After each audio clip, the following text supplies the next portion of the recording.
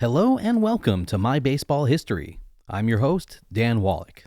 My Baseball History is a long-form interview podcast where each episode I'll talk to someone new who has some sort of association to the game of baseball.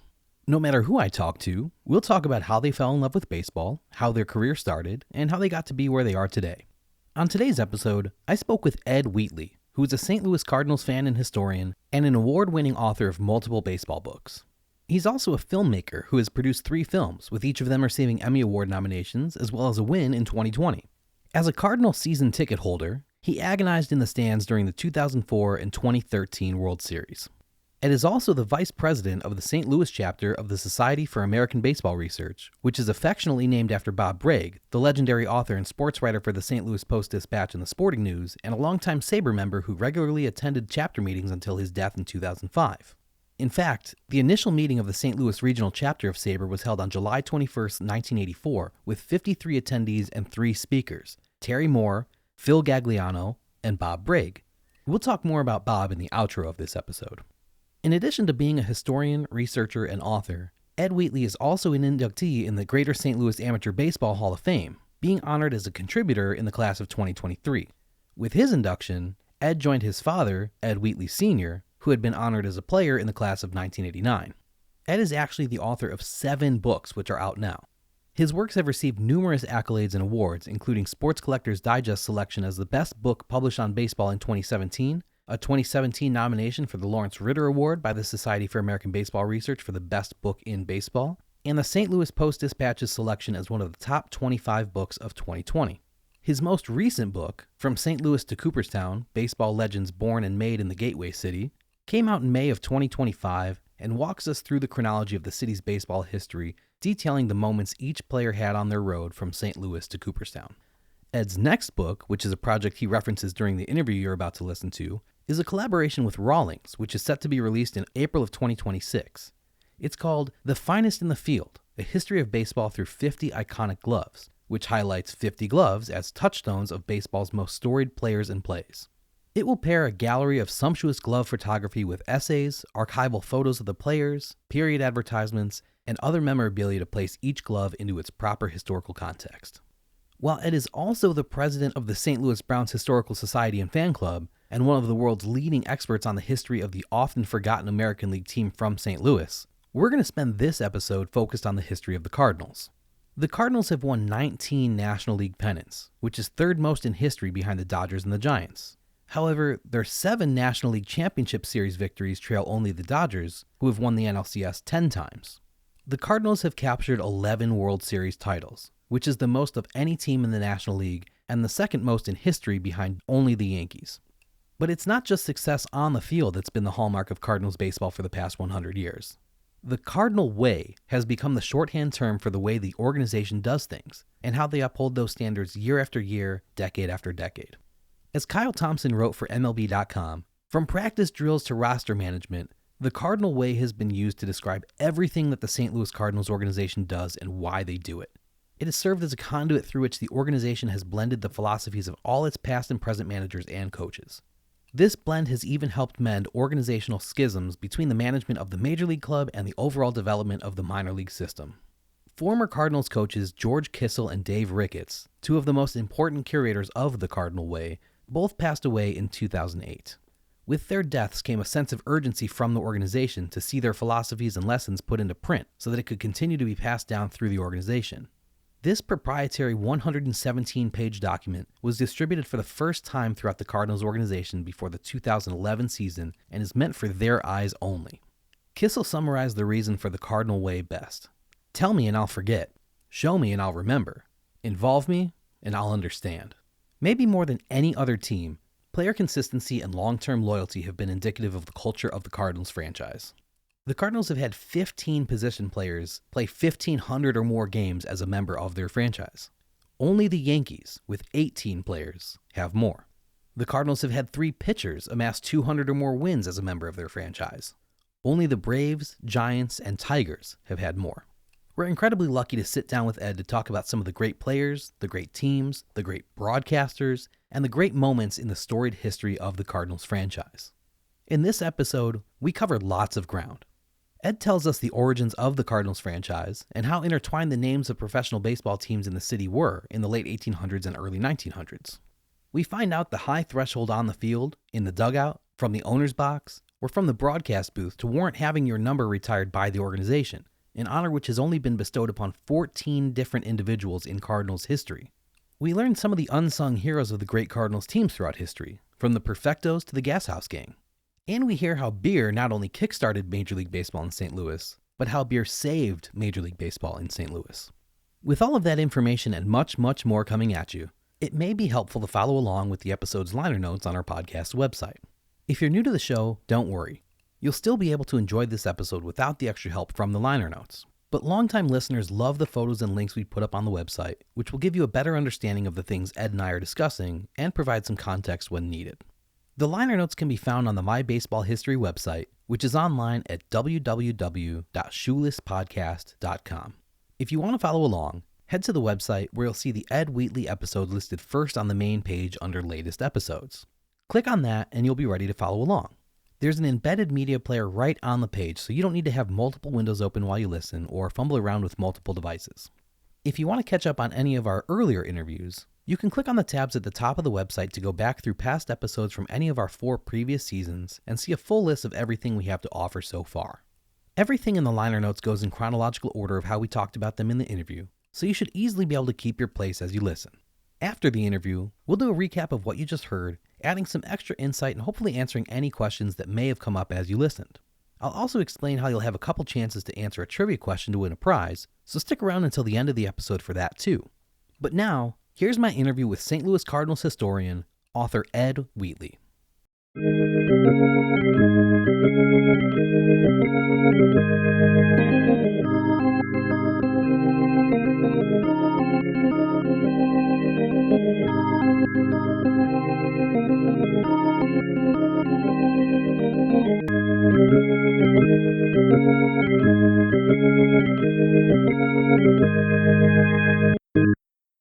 Tell me a little bit about where you grew up.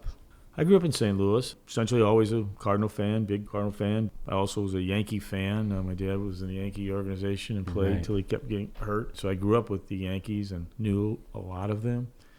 And then I knew even more of the different major leaguers because a lot of my dad's friends made it. So many of them were caught by the reserve clause. You couldn't progress, nor could you go to a different team. Right. And the Yankees really did come and get talent here, and it's always been a case of St. Louis talent, especially then. You know, there was the one high school, Beaumont High School, where my dad went, and all the guys, more men in the major leagues in the late 40s, early 50s. I remember after I wrote the book, Baseball in St. Louis, Little Leagues, the major leagues, Whitey would call, "Oh, my God, this is great. You're telling me everything I lived," you know, because he just grew up on the other side of the river. But he would talk about when he was a player of development lead for the Mets, he would send everybody to St. Louis because he said that was the best talent in America. Yeah. And you think about it, you know, we also had in the late 50s and early 60s probably the premier semi-pro organization league in the country where you'd have these teams, you know, 16, 18 guys, and 3 or 4 of them had played in the majors, and the rest had either been minor league players or good college players. And it rated as always better than most minor league teams. Yeah. And as a young bat boy, Dad was in those leagues, sitting there with ex-major leaguers, hearing stories and getting to know them and the whole history. And that you live in St. Louis. The Cardinals win most of the time. Yeah. You know, when you look at the 20s, the 30s, the 40s, and they come back in the 60s and the 80s. So you're always winning, and it's always front page thing. And you can't be a baseball fan and not be in St. Louis. Right. Tell me a little bit more about your dad's career. I mean, he was an outstanding left-handed slugging prospect in the Yankee farm system until injuries cut his career short. After leaving professional baseball, he made his presence known in the St. Louis semi-pro leagues of the late 50s and 60s. But like you said, he went to Beaumont High School, 1940s, twice helped the Stockholm Post-American Legion teams to regional state championships in 1948, and then national runner-up in 1950. Yeah. Tell me about your dad's career, because he didn't just play rec league ball. Like, he was a player. Yeah, he was. And, you know, I mean, we got a lot of organizations because when they played at Beaumont, he was like, and even when he played on Stockholm, which was one of the premier organizations, and even after he left, you know, they continued to be premier here and won it in 1956. It was just baseball was St. Louis, and, you know, he was one of their better players at that time, and the Yankees scouted St. Louis heavy, and, you know, they signed so many players. Like so many people, he drank the Kool-Aid of, look here, And then later on, when I was writing some of my books, I'd go get these men and talk to them and get their scrapbooks, and they'd all say, I should have signed with somebody else. I would have gotten. So you in those days, people don't realize, because now teams have 4 minor league clubs. Right. In the early 50s, Brooklyn Dodgers had 26. The Yankees had 24. Even Right. the lowly Browns had 18. So, every time you're with the Yankees, that's every year 600 new great athletes coming in. So you had to fight that. Unfortunately, and that's on top of the major league team having the best team. Yeah. So and how many world championships in a row did they win in the 50s? But like Mantle, he got his ankle caught in a drain in the outfield, and they had to rebuild it. Lost the season, and he came back, was starting to play again, and slid into a triple and snapped because those old cotton bases, they were quite different, and you could get hooked in with your spikes. But then he rehabbed it all, and they rebuilt it. Then the Yankees told him that the doctor said that he couldn't probably play 154 games, which was the season in those days. Right. And, they were going to trade him, and he didn't want to get traded, so he quit. But he came back, and, he played in all these semi-pro leagues and for many years. And, it was almost being a senior baseball type that I still play all over the country. Yeah. And, he was a great handball player. But it was like so many of the men who were destined for the major leagues, when you read all the press, something happened. And, right. And, medical technology in those days was, you get something, it's basically over for so many, especially if it was to your arm. Yeah.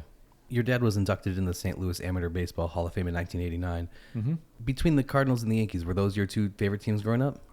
Yeah, I'll tell the story. In 1964, I was in 6th grade, and here comes the World Series to St. Louis. And I was the only kid sitting in school here in St. Louis wearing a Yankee hat and a Yankee warm-up jacket. But people, they didn't really give me trouble because, I was a real moron in those days. I brought a Babe Ruth autographed ball and passed it around in show and tell, big deal, because that was when Maris in 61. I remember I've got this Babe Ruth ball that Ruth had given each of the players of that 1948 Stockholm team. Everybody thinks the Babe's farewell occurred in New York, in that famous photo of him looking at the facade in his uniform, hanging barely onto a bat. Well, he came the following week to St. Louis because he had been on a tour of cities supporting the American Legion. And he said, I've got to come to St. Louis. I committed. The Browns were playing the Yankees at Sportsman's Park. And he gave all the players a ball. So I had that ball my whole life. I still have it, but I would take that, or I'd take a Mickey Mantle ball to school because, every fall growing up, the Yankees were in the World Series. Right. And you'd pass these things around. It's like, what the hell did I do? Times were different. Oh, it is. And there were a couple of my dad's friends who actually did play for the Cardinals, and we would go sit with them. And we were down at Sportsman's Park a lot when I was growing up. Yeah. Who was your favorite player growing up? Well, from a Cardinal perspective, Musial was always this God-type thing, which really irks me a little today because I go speak into a lot of schools and things in St. Louis, and people are like, you're trying to explain Musial. I mean, they don't know who he is. It's kind of crazy, isn't it? It is crazy. It's very upsetting. I've got news for you. People in Baltimore don't know who Cal Ripken is already. I know. It is amazing. And so much of it is because the new generations aren't watching baseball. It's not the history. But, and a lot of that goes back to, for 100 years, baseball was it. Yes. You had the whole summer baseball. Now, hockey goes to the end of June. The NBA basketball goes to the end of June. Mm-hmm. Football will start up at the end of July. So that this window that it was the one and only thing. And really, those sports, hockey and basketball, don't really come into the big time until the early 60s. Everything was baseball. I think until the 1980s, the NBA Finals weren't even broadcast live. They were on tape delay. So the sports themselves were introduced earlier, but for them to break into the mainstream to compete with baseball, that has been a very recent thing. Yeah. So, I mean, the extension of the playoffs and the different rounds has just taken it on and on. So that was all you had, and you loved it. It was a special thing. It was the morale booster for the country, and you had the great sports writers. Not that we don't have them now, but, when you had these more eloquent, and it was in the print of the newspaper, which most people don't even read anymore. Right. And it's a little different with all the sensationalism of cable TV or people's blogs and, just trying to expose what they can. It's not the heartfelt romanticism of the game like it used to be. But like Musial, there were other guys because, you got to remember, Cardinals in 64, 67, 68, when I was really in my premier going into teenage years, you had great guys. 61 run and all that. Well, my mom was all about Mickey Mantle this, and I had a Mickey Mantle glove, and I had all kinds of Mickey Mantle posters, some real old ones from Rawlings and everything. And it was funny is I remember getting a Mickey Mantle autographed ball in the '64 World Series. Cool. I was like, that's not his autograph. Because his glove, he had a different autograph. An earlier version of his signature was the model glove. Because it's what he signed his contract with Rawlings with. Because Right. I'm working on a project with Rawlings right now. And then he changed it to the kind of banana M's, and you can look that up, and Mantle changed his thing. So it's like, that can't be right. Look at and my poster from Rawlings, that's his, the cursive, because it was a cursive, and then he went a backhanded. But the two people I really just, there was something about him, was Elston Howard. Yeah. He was from St. Louis. St. Louis guy, right. And Roger Maris. And then when Maris came to the Cardinals, there was just something that you picked up, even as a young kid, the way Maris was being treated. You'd read it because, a kid like me, you couldn't wait for Thursdays when the sporting news came. You'd get newspaper articles or, Look and Life magazines or stories. There was something about it. And then how he came to St. Louis in '67 and really taught that team how to win. If you'll watch him, I remember my dad saying, I watch this guy, he's up at the plate, he's going to move the runner over or drive the runner in by going to the right side. He's going to give himself up. And what a great arm he had out in right field. And playing Indian ball, I could be the whole starting lineup of the Yankees, or I could be the whole starting lineup of the Cardinals. You've been playing baseball your whole life, and you continue to play in senior leagues like you mentioned earlier, but when most people hear that, they think, oh, that's cute, he must play a couple times a month or at their local park. You go all over the country. Yeah, we'll play about 3 nights a week here in St. Louis in our leagues and here in the Midwest, and then we would go to spring training kickoff tournament down in Fort Myers. We play in the major league stadiums, and then was up in Asheville, North Carolina just last month playing in another tournament. We play in the kind of like Senior International World Series, so it's not just teams from America. Canada comes. We get teams from Puerto Rico, Dominican. Amazing. We used to have some from Venezuela. Some of the players are from Venezuela's teams, or Mexico, and it's former major leaguers, former minor leaguers, good college players, and it's still living the dream, playing in major league stadiums. And when you play in the Red Sox stadium down there in JetBlue in Fort Myers, that is the original Green Monster. When they rebuilt and reframed the wall out there for the seating on top, they sent that scoreboard and all that down. So, you're playing and roving and you're banging it off. There's just something about being able to, awesome. Walk up to the plate, or there's the old Terry Park that was the original spring training site from Connie Mack all those years, and you walk up, Babe Ruth was here, Lou Gehrig, Something George special about Sisler, that you're walking in the dirt. First base, George Sisler played here. Yeah. Ruth, if you're out in left field or something. But so it really does mean something, and it's still doing it as long as you can do it.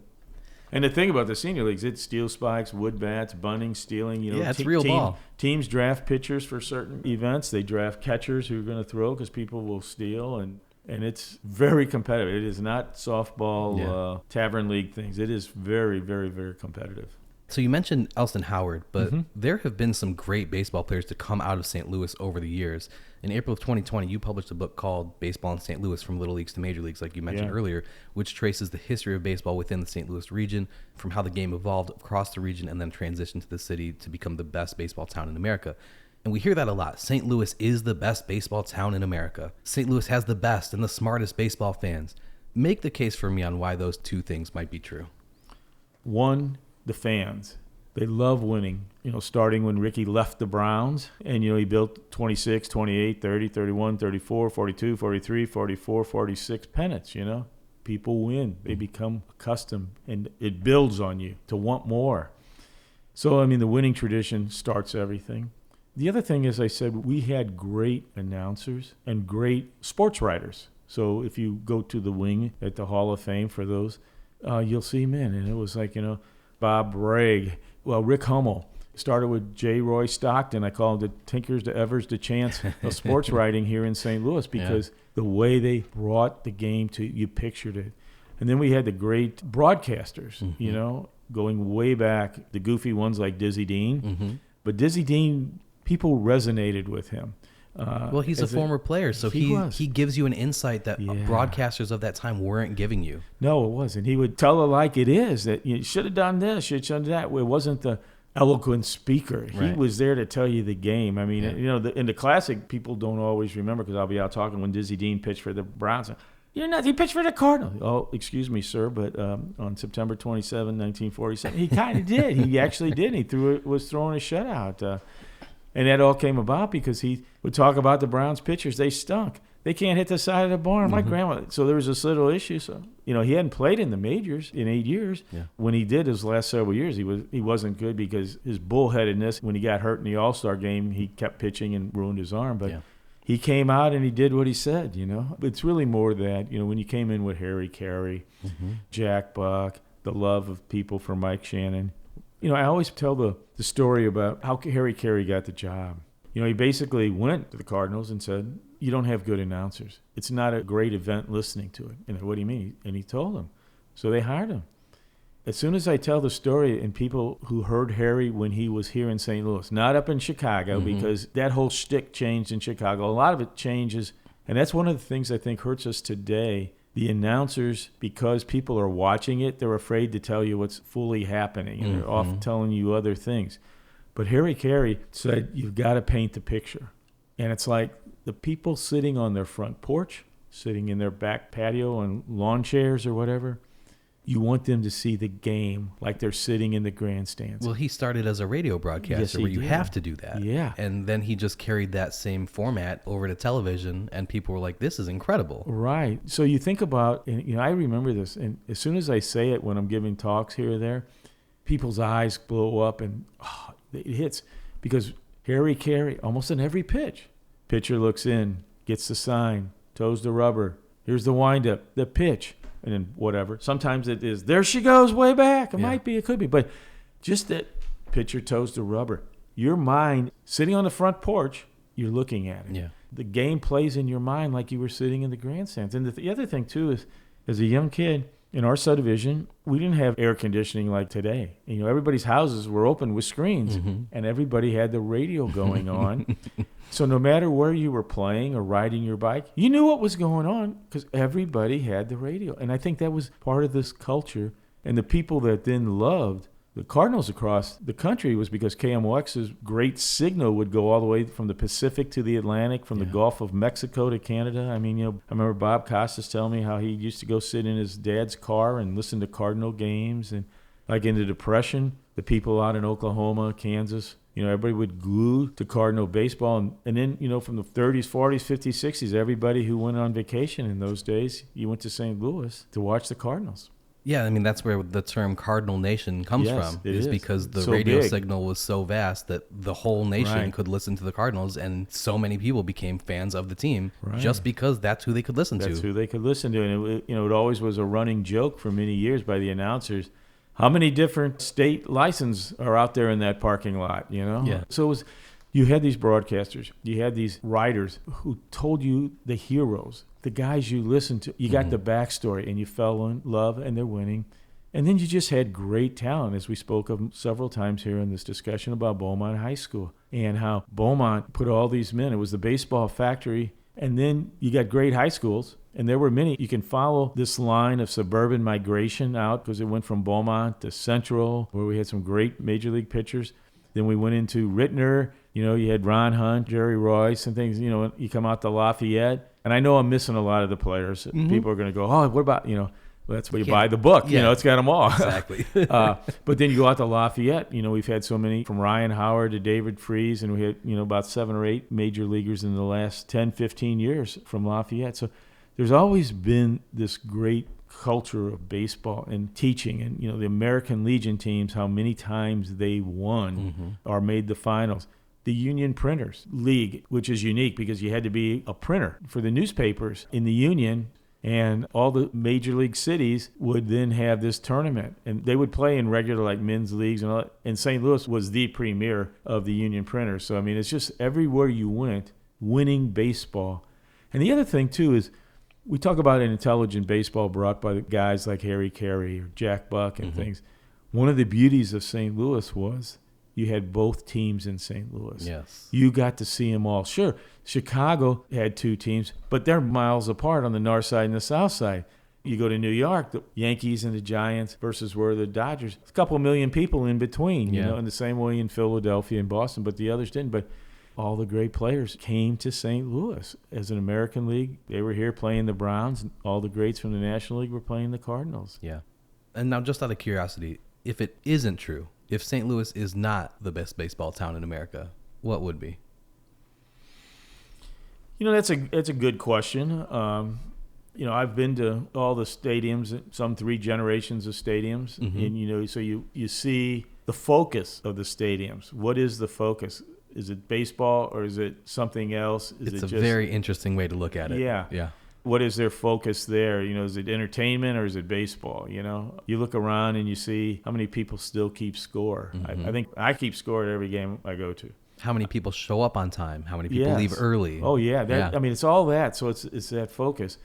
There are great stadiums. Pittsburgh, it's beautiful. Or, even Washington, D.C., the Yankees was always, whether you're at Yankee Stadium or New Stadium, there's a hallowedness of that. But are the people there watching baseball or what? Dodger Stadium is beautiful out there in the valley. But, are the people really watching or are they there to be seen? Right. They get there late, they get to be seen, and they leave early. Well, I think one of the ways that you can track that is when the team isn't good. Right. Is the stadium still full? Or is it just when they know there's cameras there and social media influencers and things like that? And some of the people complain, well, hey, the Cardinals had a run from like the 1980s, 3 million every year. It's an automatic. Yeah. Demographics change too. How many companies get moved or bought out, or pandemic has really changed a lot of the way people go to ball games.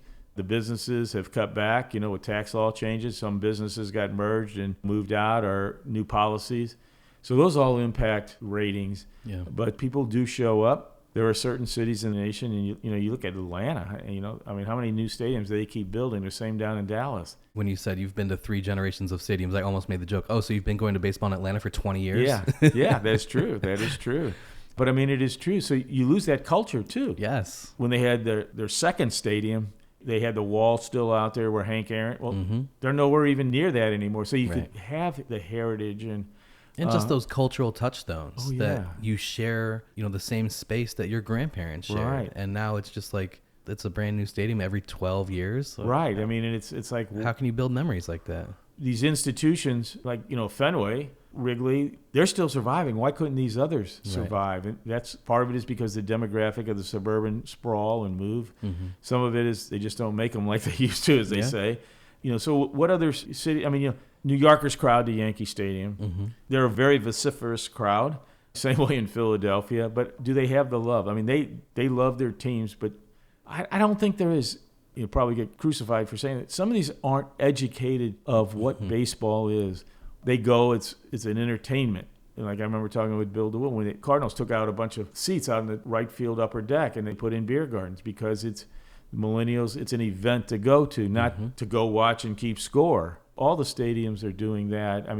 Baltimore's got a beautiful stadium. Their culture is a little mixed. Is they don't recognize the St. Louis Browns, who were their franchise from 1902 to 1953. Probably 99.9% don't know their franchise actually began in 1901 in Milwaukee as the Milwaukee Brewers. Right. So, this all goes back to the educated nature. And so many of these other cities had tremendous ownership changes. Very short periods of time, owners come in, try to buy a World Series, adios, sell off. Many of them are then owned not by families. And I think having these long runs of ownership, and especially from a family, with the DeWitt family, it adds something to it too because it's personal. Yeah. It's not a business. And they are invested emotionally, not just financially. That's right. That's this thing that people recognize. So, yeah. So let's dive into the history of the franchise. There have been 3 iterations of National League teams in St. Louis before the Cardinals joined. In the fall of 1874, a group of civic boosters in St. Louis raised $20,000 to organize the creation of the city's first professional ball club. The St. Louis Brown Stockings joined the National Association of Professional Baseball Players for the 1875 season and finished the season in 4th place. They joined the new National League for the 1876 season. Tell me a little bit about them. Well, there was the Brown Stockings, and there was the Red Stockings, actually. They played against each other. The Brown Stockings, they joined the original inaugural class of the National League there, as you said, 1876, and we're working on some things here in St. Louis that'll highlight that 150th anniversary. They had some decent players, but, the game was so different in those days than it is today. They played their home games, the Brown Stockings did, on what will be the hallowed fields of Sportsman's Park up at Grand and Dodier. So that whole thing about Grand and Dodier comes into play right there in 1876. But they only lasted 2 seasons because gambling and alleged game fixing came into play.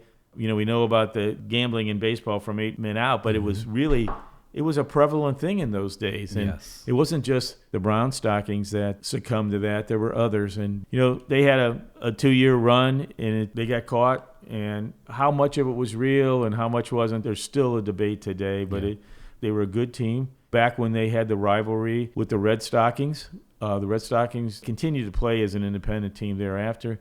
There was some interesting between the Brown Stockings and Chicago, starting of that rivalry. There were some unique games through those periods. But it's really a cloud hangs over, and people don't really recognize it if they don't study it and know about it. But there would soon be another team that came. Yeah, so in 1885, we get the St. Louis Maroons. Tell me about them.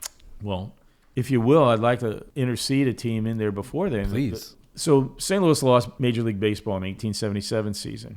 But there was a man, an old German immigrant named Chris von der Ey. Yeah. And he owned a tavern a block away from Grand and Dodier.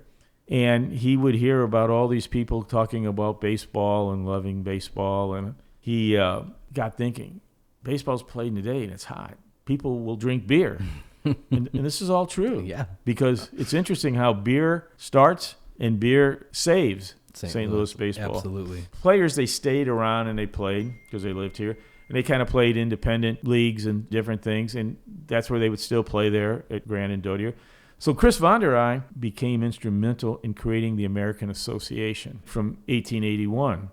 Between 1876 and 1901, which we consider the hardcore because that's when the National League retreated back to just 8 teams when the American League joined in their 8 teams. There were 30-plus teams in the National League between 1876 and 1901. I mean, Louisville was there was all sorts of small towns. All small towns. They were major league teams. Yeah.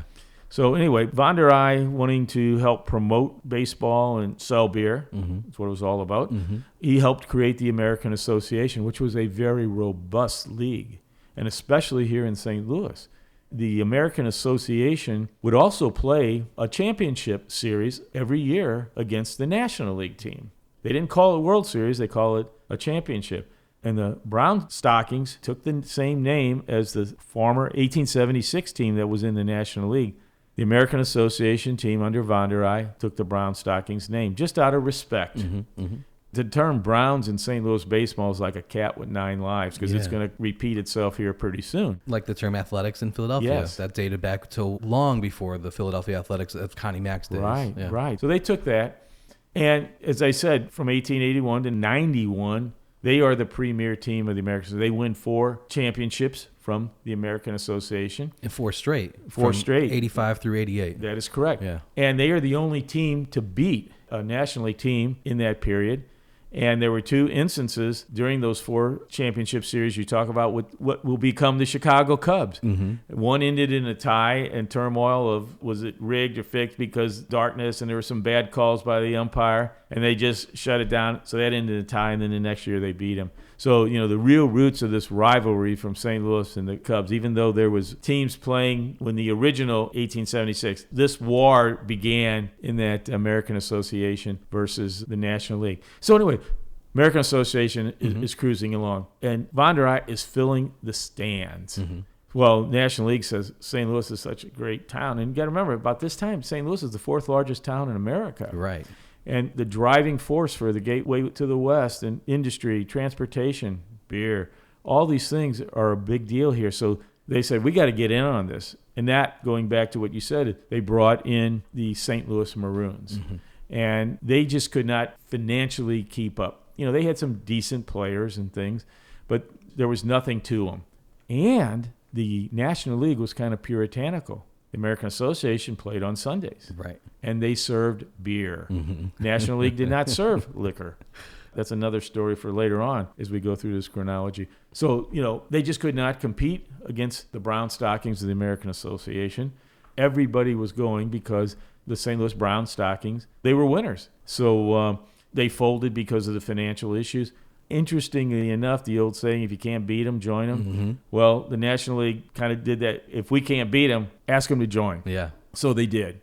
And in 1892, von der Ey takes his team into the National League. it was interesting. They changed their name. They shortened it to just Browns. Mm-hmm. So the St. Louis, what will become known as the St. Louis Cardinals franchise, really begins in 1892. And from 1892 to 1898, the Cardinals are known as the St. Louis Browns. Right. But they weren't as good as they were in the American Association. A lot of the players had aged. And there are many great players, Hall of Famers from those years. Yeah, guys like Bob Carruthers, Tip O'Neill, Arlie Latham, and Theodore Breitenstein. Oh, Charles Comiskey. Charles Comiskey was, the manager and played on the 1891 team. So they had all these great guys. And it's interesting now, and I've joked with DeWitt and others. In 1992, the Cardinals celebrated their 100th anniversary. So there's all this memorabilia that, 100-year, the centennial of St. Louis baseball, all this stuff. And they wore patches. And, we had a big ceremony down at Busch Stadium celebrating the 100th anniversary. And then a couple years ago, no, we're going to start it in 1881 and include those years under the American Association. And they kind of did it when they put Charles Comiskey into the Cardinal Hall of Fame. So we're all like, you're rewriting history. So which is all this memorabilia I have and, all the things that I went to celebrating the centennial of Cardinal baseball in 1892. We had they had a big stadium thing, and that's not real. If you're going to use 1881 as your starting point, if you look in Baseball Reference, St. Louis Cardinals, they put in the 1881, even though they weren't in the National League. But technically, it is the same franchise. It's the same franchise, So, yes. So the St. Louis Maroons, can you name a lot of players from the Maroons? No. Right. Did they do well? No. Could they compete? No.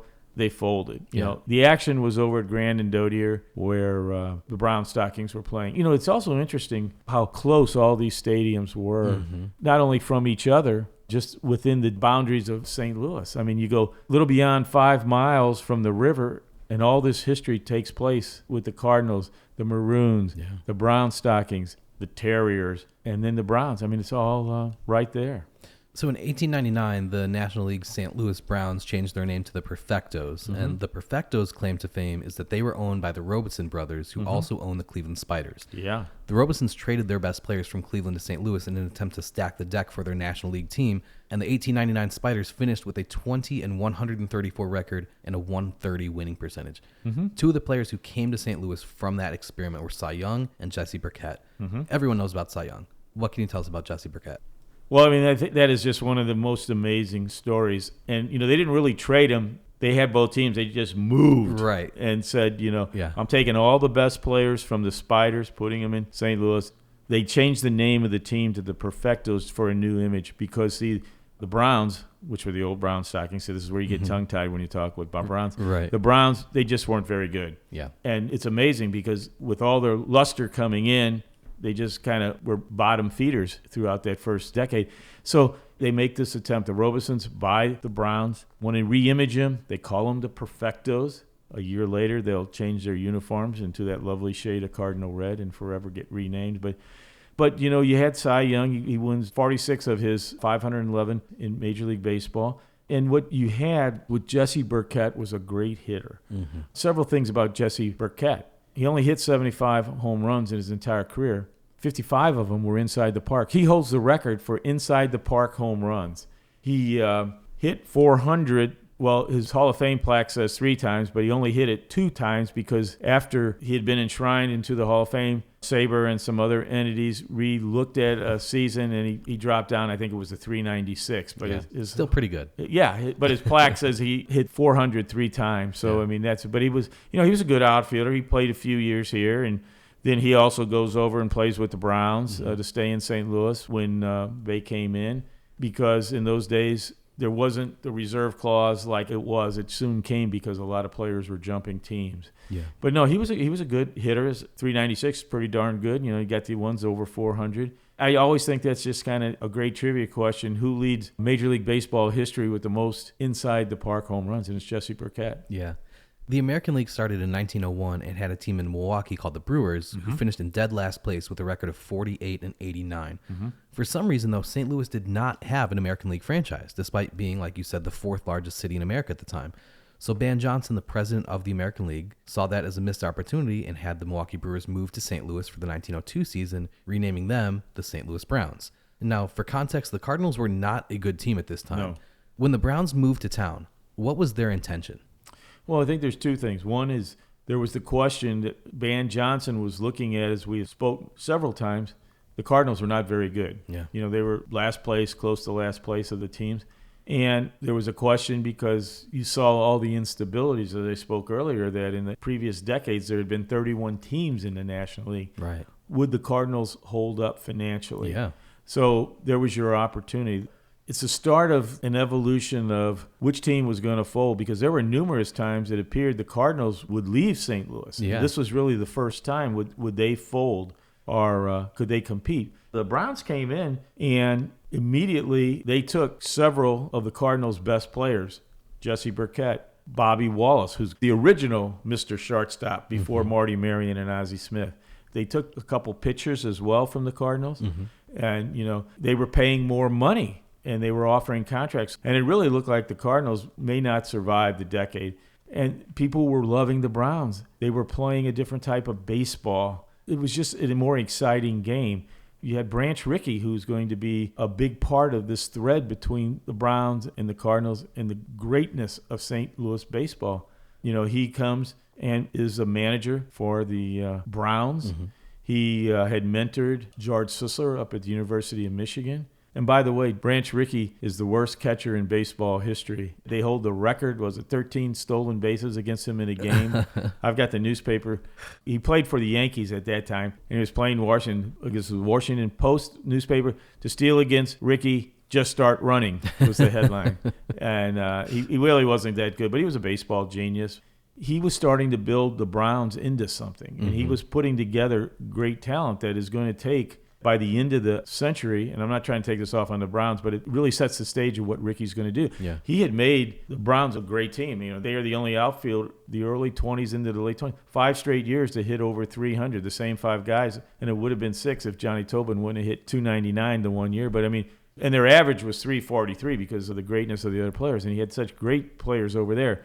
But he couldn't get along with the owner. He had a vision to create the minor leagues. Yeah. So Sam Braden bought a minority interest of the Cardinals in 1917, and 2 years later, in 1919, he brought over Branch Rickey to join the Cardinals. Braden bought out the majority stake in 1920 and appointed Rickey as the team's business manager. How did the Cardinals come to be tenants at Sportsman's Park, which was originally the home of the Browns after 1920? Great story. The Robeson brothers came, they had the Cleveland Spiders and the Cardinal Perfectos, and we're going to call them Cardinals because in 1900 they changed their name. And the Robeson brothers die several years apart. And their niece, Helen Britton, inherits the club. Which the other National League owners did not love. Yes, it was called petticoat ownership. So she's the first woman to own a major sports team, and she owns the Cardinals. And she really worked at it. But as you rightly said, the other owners resented it, and there was friction. And she was right there in all the meetings. You can go back and see the pictures of her. Yeah, I think like the 1911 National League owners meetings. Yes. Like she's got her standing big there bonnet. proudly, and Yes. the other owners do not look happy. And then so she tried. In time, she gave it up, and that's when Sam Braden came along. Now, let's go back to Branch Rickey. We spoke of him a little bit. Rickey's working for the Browns, and he gets into it with Phillips the Catsby Ball, the Browns owner, because he wants to build the minor leagues. Because, see, at this time, there is no minor leagues. Right. And you could just grab anybody you want. There is kind of up at the major league level, you couldn't jump at that time, but you could get talent, and it was free agents of talent. So when he was saying, look, we can't compete against the Northeast, the Yankees, Philadelphia, Boston, where the big money is, they're grabbing all this good young talent. Right. I know talent. If I can create a minor league team and build the talent, sign them to contracts, keep them, because once we got them because of the reserve clause, Right. we will win. Yep. The Catsby Ball doesn't want to spend the money. 2 egos bouncing against each other, the owner's going to win. Right. So Rickey goes up to talk to the Cardinals, who had just been sold to Braden.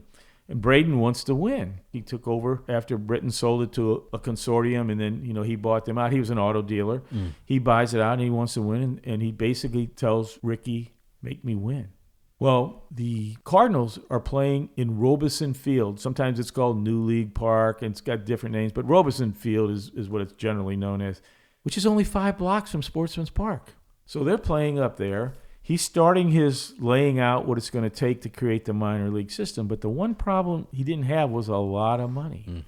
So he has this tussle with the owner of the Browns, leaves the Browns, goes up and tells Braden, here's what I can do, we'll do. Because remember, the Cardinals weren't good ever since they came into the National League. I can make you winners. I will. I promise. Gives them the job. And in 1920, Robeson Field kept catching fire. Because it was made of wood. It was the last wooden grandstand in the major leagues. Yeah. Why does it catch on fire? Men smoked the cigars like crazy. Yes. And this was a common thing back then. It was. Many stadiums burned down or had fires all the time. Right, but Sportsman's Park was concrete and steel. Right. It was one of the premier parks in the league. So anyway, the Cardinals, their stadium burns down. What are we going to do? They didn't have a lot of money because we talked about they weren't that good. Mm-hmm. Braden had just bought them, didn't have lots of money himself. So it was looking at, like, would they have to move out of the city to some city that would want them? Mm-hmm. Because remember, we said from the very get-go, when Van Johnson put the Browns here, there was doubt even then, could the Cardinals stay? So they're looking at, can we finance a new stadium? And it doesn't look well. Do we have to move? And that's when Ricky said, I got an idea. So he trots down the 5 blocks of Sportsman's Park, goes into Phillips to Catesby Ball and said, you really think you're a really good businessman? You got this beautiful stadium. It's not used half the time. Mm-hmm. You're on the road. It's empty. How about we work a deal? So when you're gone, we will play here. And when we're gone, you play here. Mm-hmm. And I'll give you this much money. Here's a 30-year long-term contract. Look at the amount of money. Well, it's not a lot of money when you divide it by 30. But the Catesby Ball was reading it, and it was like, that's a lot of money. Yeah. And he quickly took it. So then all of a sudden the Cardinals are moving in to Sportsman's Park as tenants. They're not spending all the money to upkeep it and the personnel. So all of a sudden the Cardinals are like, holy cow, we got all this money. Branch, create your minor leagues. Yeah. And he took all that money and infused it. Then that creates the talent that's going to create those great teams of the 20s and 30s. But a side note of all that, Robeson Field sat at Vandeventer and Natural Bridge. Okay? That was the site of what is going to become Beaumont High School. Mm. I think some of the ash must have gotten the water system that created the baseball factory and all those guys. Yeah. So anyway, North St. Louis was the growth engine of St. Louis, where people were moving and everything, and they needed a new high school. So not only does Branch Rickey have all this money he's saving from not owning a stadium, the St. Louis City Schools need a big property, and he sells that probably at a much higher than it's worth value, and he has all that money that comes in and then leads to the great players of the 20s and 30s. But that's how the Cardinals move in, and they will keep that relationship until the Browns leave and it's sold to Anheuser-Busch. But we'll talk about that later. There's a story there. Fantastic. In 1922, the Cardinals introduced the Birds on the Bat logo and wore it on their uniform for the first time. When I interviewed Peter Capolino of Mitchell & Ness for a previous episode of this podcast, he told us the story of how that all came to be. How do you think that logo, that imagery, has influenced the franchise and the fan base over the past 100 years? Well, I think it's an iconic image. For the listeners who don't really know it now, it happened simply when Branch Rickey went up to Ferguson, which is a suburb of downtown St. Louis, for a men's night, a dinner.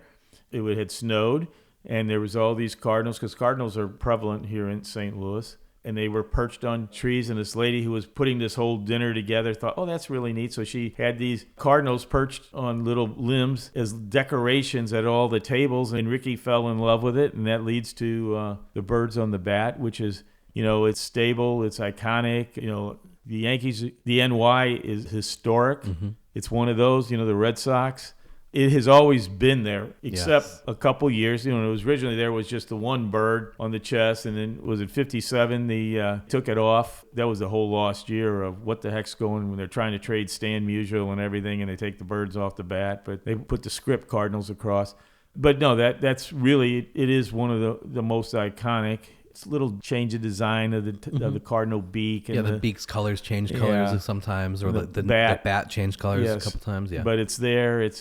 I don't mean to keep going back and forth to Brown, but see, this is the part of the history. The Browns it's intertwined. Is intertwined, and it was created. Bill DeWitt Sr. created the contest that created the Browns logo, which is to me a story within a story, because it was a contest, and you had the Louis IX, the apotheosis statue that sits in front of the Art Museum from the World's Fair of 1904, which St. Louis was known by that until the Arch came. Mm-hmm. 8 stars is representing the American League teams, and the 9 bars representing the 9 innings of the 9 players. Oh, interesting. So it's this story. I remember I was speaking at the Hall of Fame, one of the times up there that I spoke, and we were talking about logos, and we got into that. A guy from Boston said, well, I like the Red Sox. I said, but it's a Red Sock. There's no story inside the story.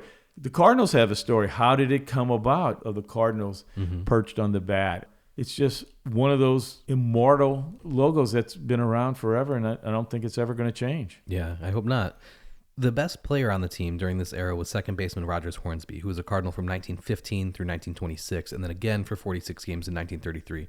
He is perhaps the greatest right-handed hitter in baseball history. He led the National League in batting 7 times, including an incredible 6-year stretch from 1920 through 1925, during which he averaged .397 over 6 years. He won the Triple Crown in 1922 and then again in 1925, and the Cardinals won the 1926 National League pennant and World Series, the first time they had won either. Hornsby was the player-manager of the Cardinals in 1925 and 1926, but 2 months after winning the championship, he was fired. What happened? It's one of my favorite stories. Hornsby was great, You try to tell him today, Hornsby is the greatest right-hand hitter ever. I mean, the guy was fantastic.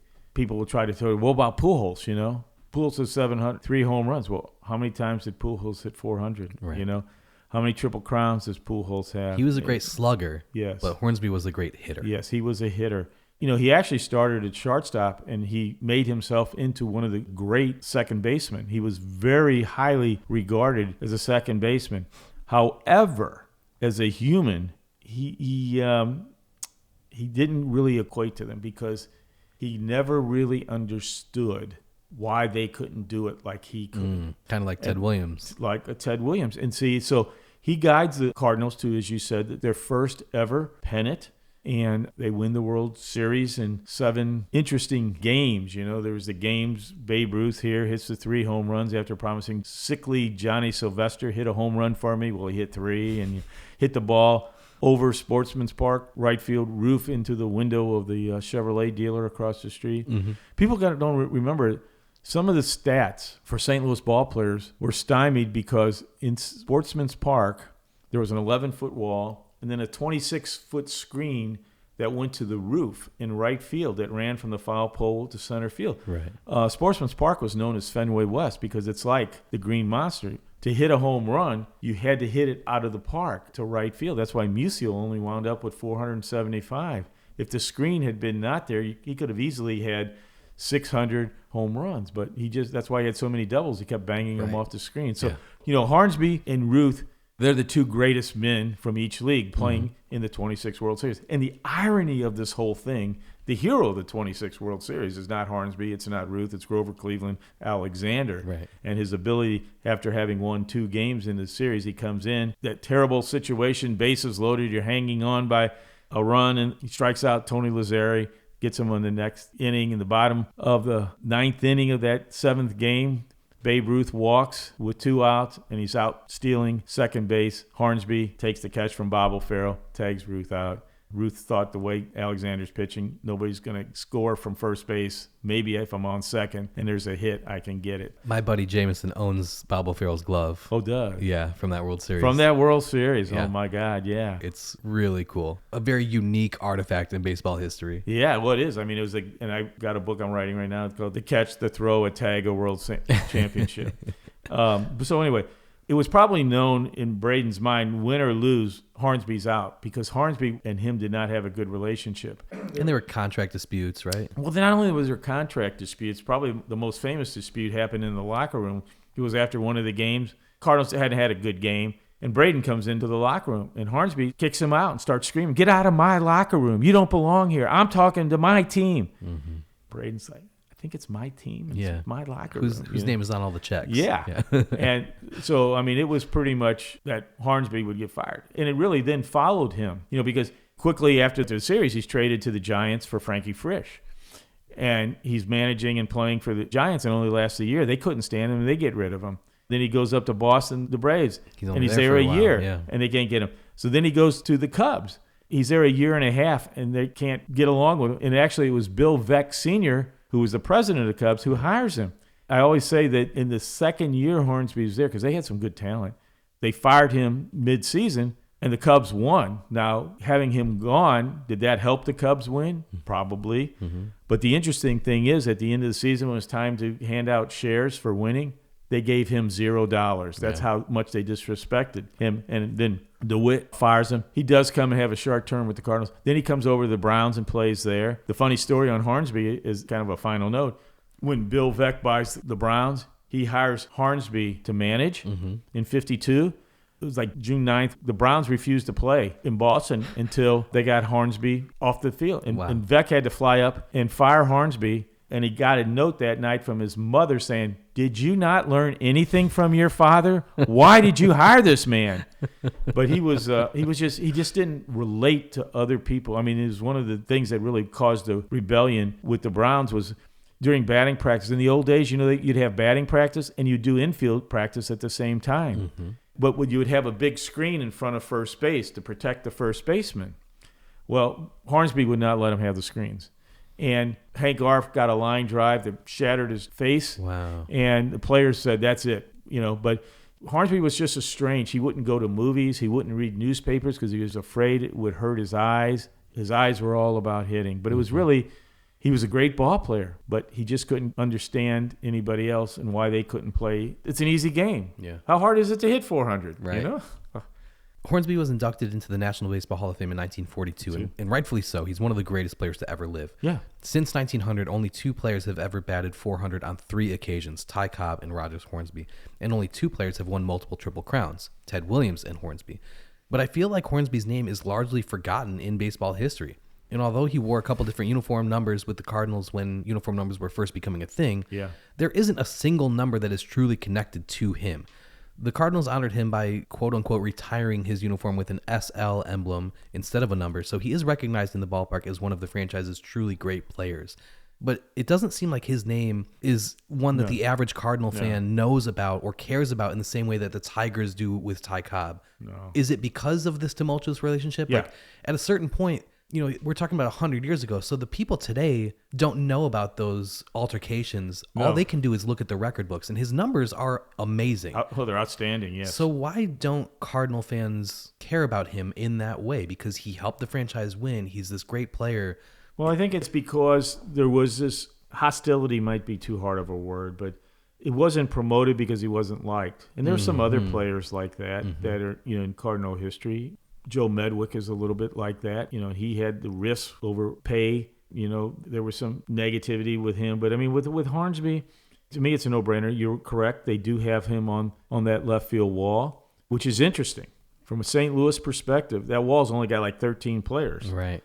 And a couple of them are not Hall of Famers like Kenny Boyer and things. There are 55 members of the St. Louis Cardinal franchise in the Hall of Fame. All right? Who are the other 40-something? Well, that's my latest book that just came out. It answers that question. It gives all this history. So, you don't have everybody. You can't. But Hornsby deserves it. It's just, he was not promoted. And I think it was, you win the first pennant, the first World Series, and you're gone.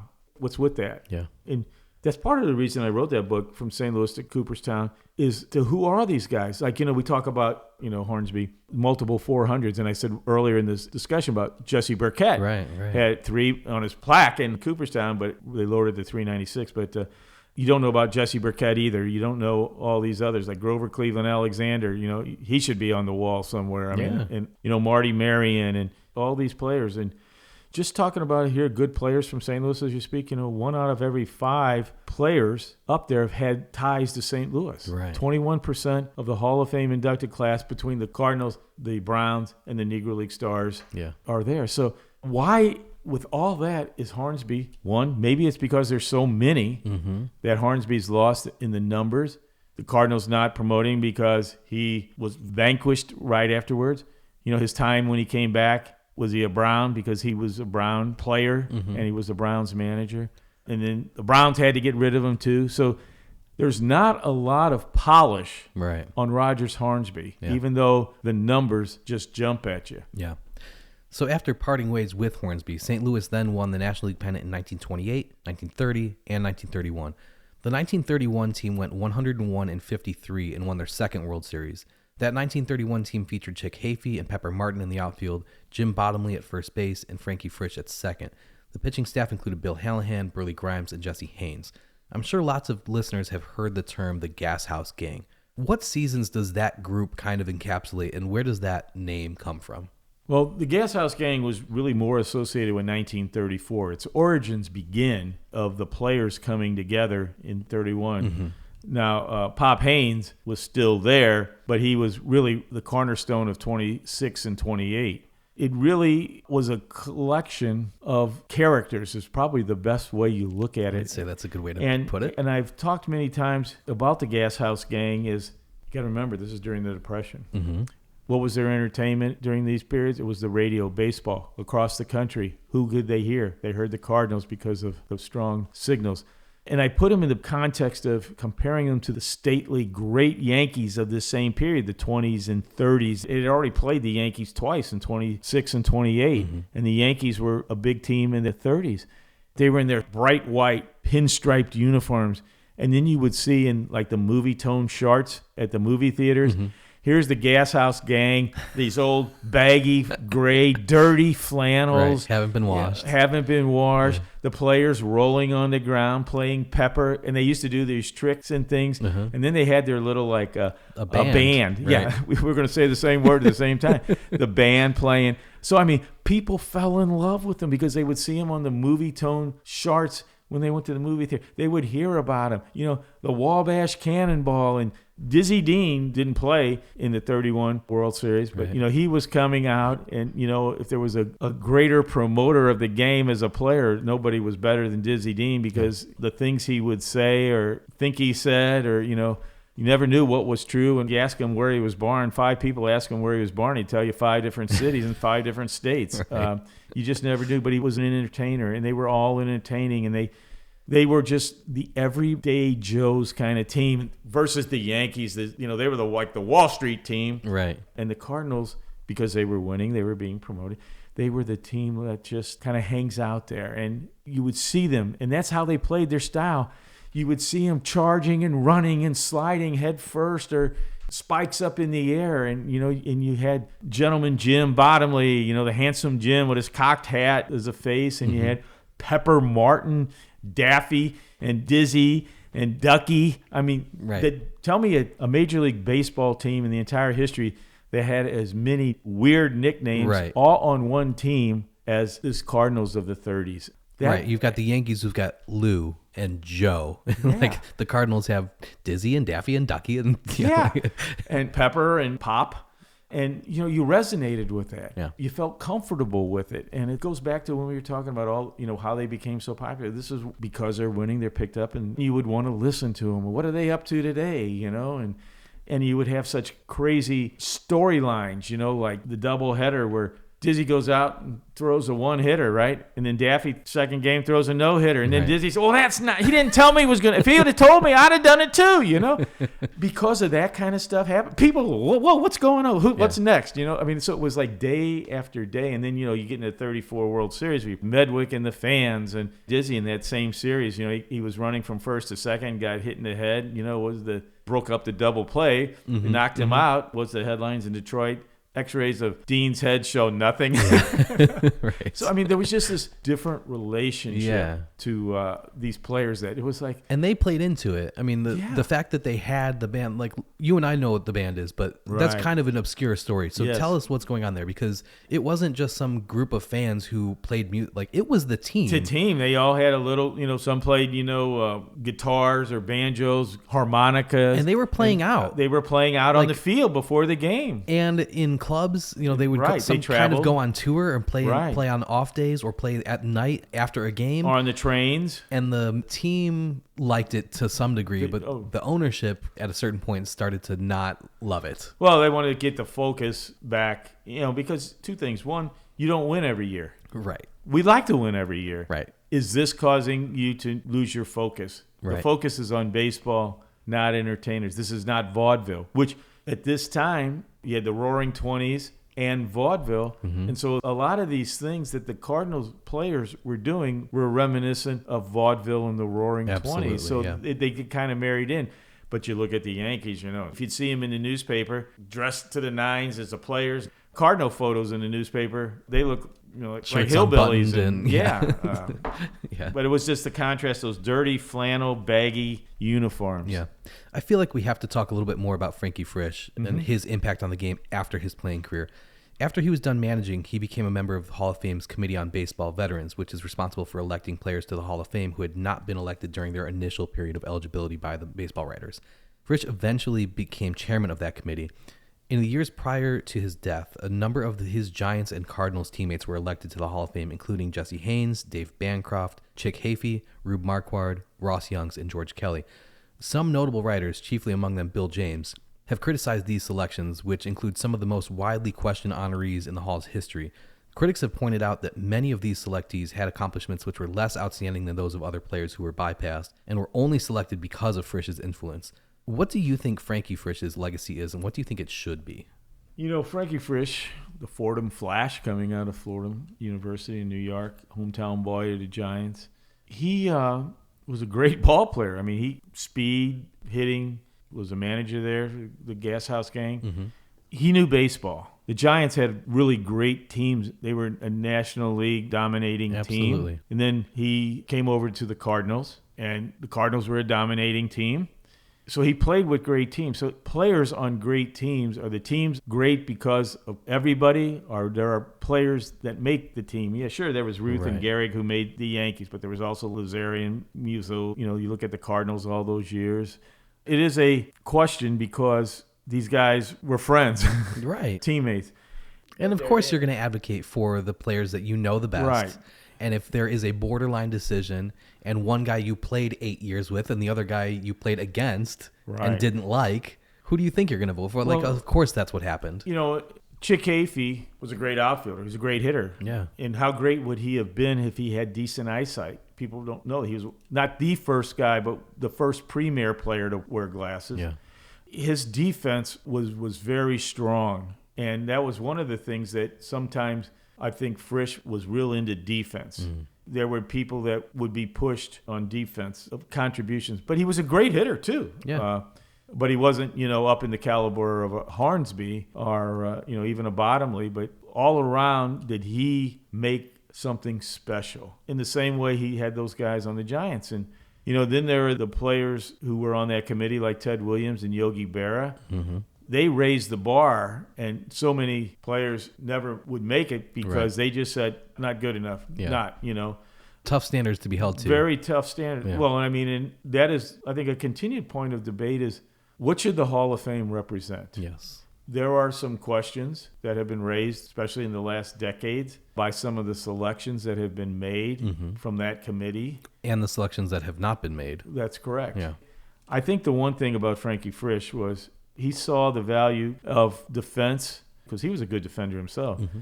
And it's not all about who's on the leaderboard, whether it be home runs, batting average, putting in all-around good players. And when you've got teams that are winning, they're going to have more all-around good players than the team, from the Senators or the Phillies of those periods.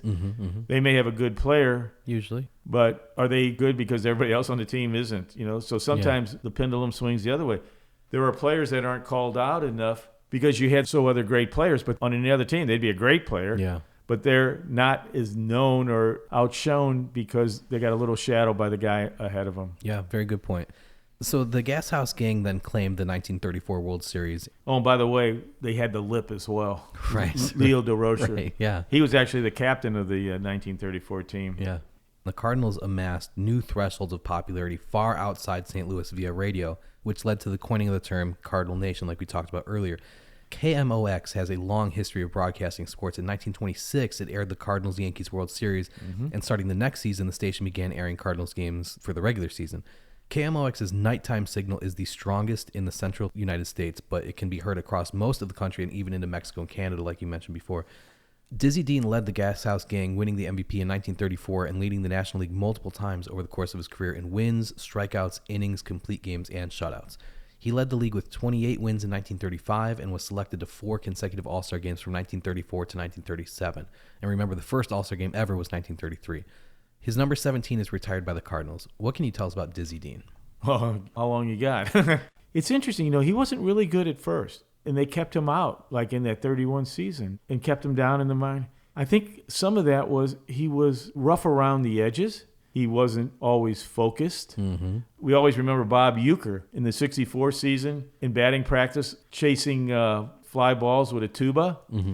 Well, you go back to the 34 season, Diz is popular with his sousaphone, which is kind of like a tuba with the big, thing. Right. But, he was the leader of all the stuff in the pregame out on the field. But his shenanigans and things, I think, overcame him. But he could do it. And, how good, and he was great, but how much greater would he have been if he would have been like a normal pitcher? Because standing out there on that mound, while he's a pitcher, he's also a showman, talking to the batters coming up. And he was a show in himself. Yeah. He was a big, tall guy, too. But, you come up, whoever it is, you're a great fastball hitter. Well, you know what you're going to get from Dizzy? You're going to get nothing but fastballs because he's going to prove he's better than the best. Yeah. You're a great curveball. He would just throw a curve. A pitcher, you set a batter up. He's giving it to you. He thinks he can beat you. Yeah. And now that, when you look at his statistics, you think if he would have just pitched what he knew how to do. Yeah.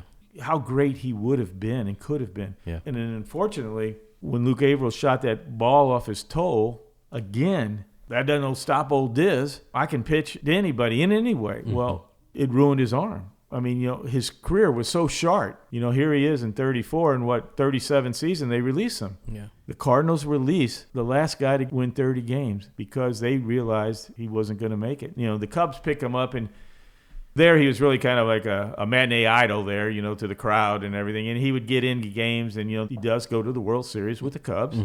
My biggest thing was how good he could have been if he could have controlled himself. Yeah. The famous Pride of St. Louis movie with Dan Duryea and is it Joanna Drew, I think, about Dizzy Dean. You really see his wife tried to culture him, and I think that was the biggest thing is he was a showman, and he knew it, and he played it, but he was good. Yeah. He was great. Yeah.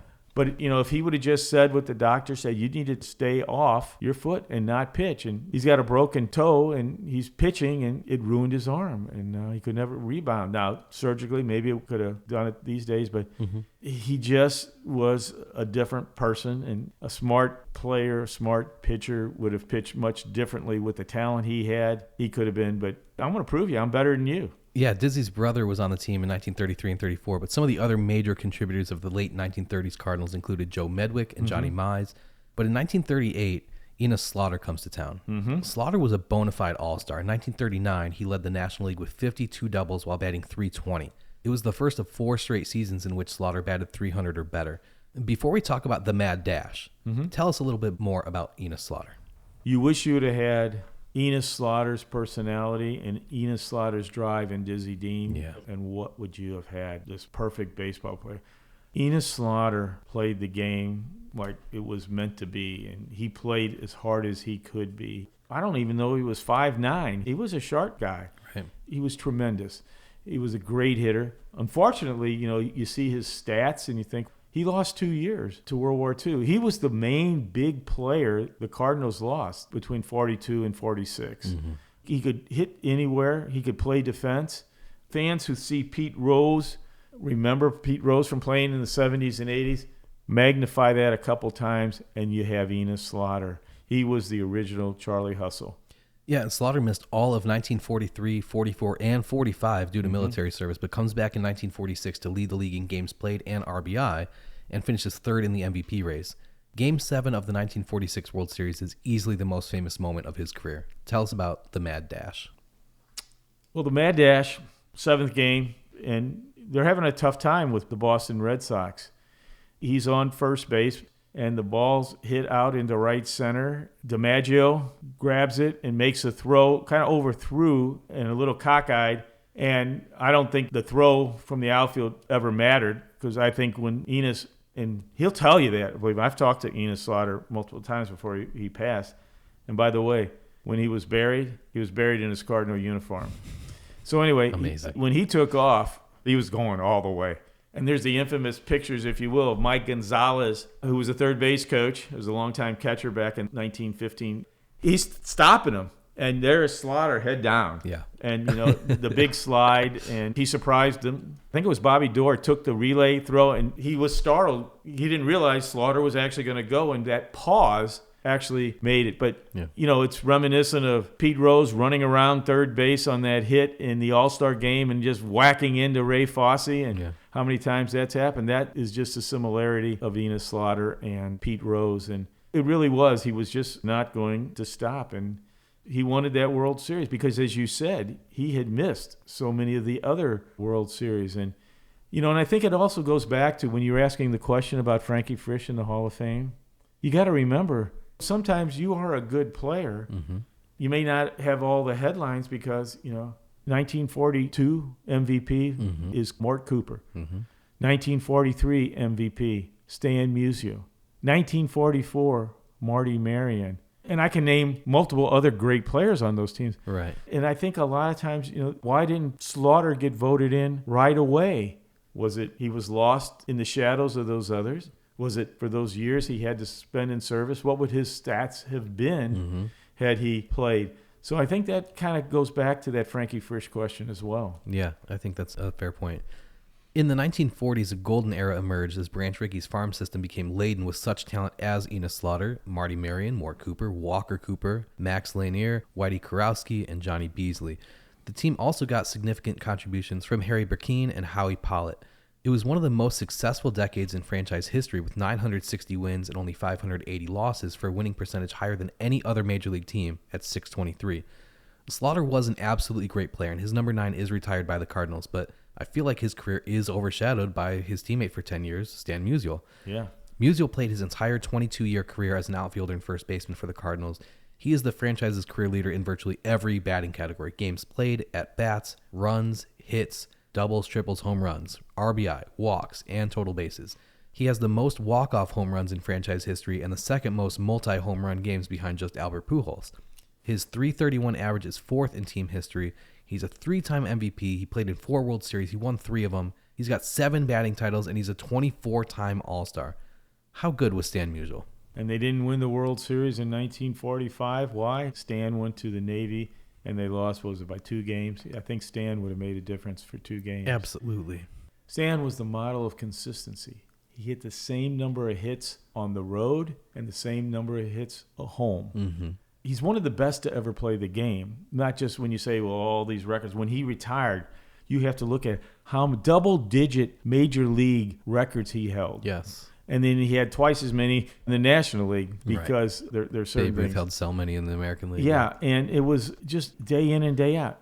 People forget, he's the first major league to play 1,000 games in the outfield and 1,000 games in the infield. If they had a utility gold glove, he could have won it easy. He was just... And his persona was just the nicest guy. Never met a guy he didn't like. He would talk to you. And that's how he played the game. And people rallied. And I think you saw that when he died in St. Louis, the procession of people coming out. Yeah. It was akin to the funeral of Babe Ruth at Yankee Stadium. Long lines, long hours. You think this is the President of the United States. But Stan, he wasn't excitable like Enos Slaughter was. He was just so low-key. He could have had a lot more records, like we spoke. He didn't have the home runs. And I think people held that against him because he didn't get 500 home runs. But those are the people that are ignorant of baseball because they don't understand that screen that ran the whole length of right field to the roof in Sportsman's Park. Right. Until the years when Bill Veeck bought the Browns, he was going to lower it when the Browns came to bat and raise it when they were in the field. Major League Baseball caught it and stopped it that day. Yeah. But no, that's the one thing he had. And then ESPN had the greatest players. The All-Century team. And Musial wasn't initially on the All-Century team, and they said, wait a minute. This is crazy. Yeah. And then, we talk about Dizzy Dean loving the life, the spotlight. Musial didn't care about the spotlight. Right. He really didn't. And I think one of the things that irked us, as great as the Cardinals were in the 40s, if they weren't in first place, in 42, 43, 44, 46, they were in second place. Yeah. Generally less than 5 games out. And, I've worked some things with Ken Burns and things with my films for PBS and talked to people. And I finally asked some people, what happened? Why was he not covered and given the limelight? And it haunted me. And I probably get in trouble for saying this. But anyway, the story came back was the decision was made because he was boring. Yeah. There's nothing to him. He's vanilla. But that was Stan. I was going to say, every time I see some Stan Musial statistic, whether they're from a single season or his career stats overall, my immediate thought is, wow, this guy was really good. My next thought is usually something along the lines of, why does no one ever mention his name among the inner circle all-time greats? Because his numbers are there. I've just always found it strange that his numbers nearly rival Willie Mays and Henry Aaron, who are thought of as two of the top 5 players of all time. And Stan's name just isn't revered like theirs on a national level. So why do you think that is? Is it just because he was boring? Well, he was vanilla. He just went out and did my job. Yeah. Hit it all his time. In the latter part of his career, in the late 50s, the Cardinals stunk. Mm-hmm. They just fell apart under Bush's ownership, when they changed. And so did people look at that and say, Stan, if you really are this great, how can your team be so bad? Was it one of those kind of things? There was a little of that, is that they weren't winning. But, you got a Willie Mays, New York Press. Mm-hmm. Mickey Mantle, New York Press. Ted Williams, Boston Press, But I would say, I think Musial had across the board better stats than any of them, Mays or Mantle and that, because he was consistent. Mm-hmm. He was a hitter. Sure, he didn't hit 500 home runs, that is the thing that's held against him. But there was a reason. You take the screen down, he's easily got 600. And it's not like he hit 340. No. I mean, 475 is a pretty good number. 25 more would have definitely gone, but 100 or more would have gone in those stands that were doubles. Because when he led the major leagues in doubles, it was by a lot when he retired. Right. But it really comes back to 1948. Has a player ever dominated a season like Musial did in 1948? He leads in essentially every category. Right. All these things. He is the leader. Hits, slugging percentage, batting average, RBIs. Every category except one. Home runs. Right. And the interesting story of it is he had that home run. And he would have tied Ralph Kiner for that home run, 48 home runs. What happened was he had a home run and the game got canceled on rain. He hit another home run. I think it was in Boston. And there was a speakers hung down. It hit the speaker, and instead of counting it as a home run because it's way above the wall, it was on the pavilion roof, it's a ground rule double. So here's a man that could have led every single category of baseball. Just go look at his lineup, 1948, pull it up. It was a near perfect season. If a rain out or an inch to the right, an inch to the left, it's a home run. Yeah. He's won the Triple Crown. Unbelievable. In 1940, the Cardinals wore 2 different caps, the interlocking STL that we're all incredibly familiar with, and a block STL. The team has consistently had an interlocking STL on the cap since 1942, and I think that's one of the reasons that they have such strong brand loyalty, for lack of a better term. They just consistently look like they're the same franchise year after year. Other teams change their looks or change their color schemes or change their logo every so often. Some even do so frequently. But the Cardinals have looked basically the same for more than 80 years now. Do you think that allows Cardinal fans to connect with the past in a way that other fan bases aren't able to do with their teams?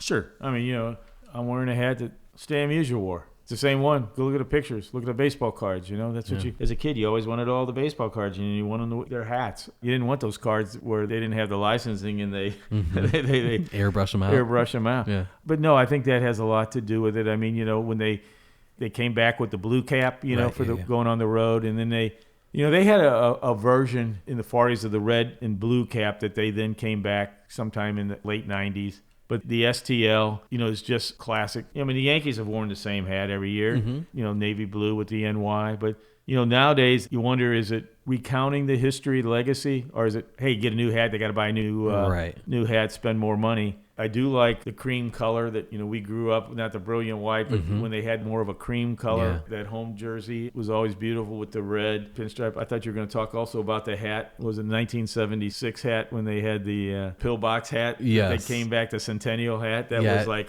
oh my God. We're not going to have enough time to get to all years as modern as that, but yes, definitely some interesting looks in the 70s from lots of teams, not just the Cardinals. Yeah, the 70s made me think they'd had the pullover ones. It's all buttoned today, but it used to be zippers. Right. You see the old photos of like Enos Slaughter or Terry Moore, or Stan. They were zippered jerseys. Yeah.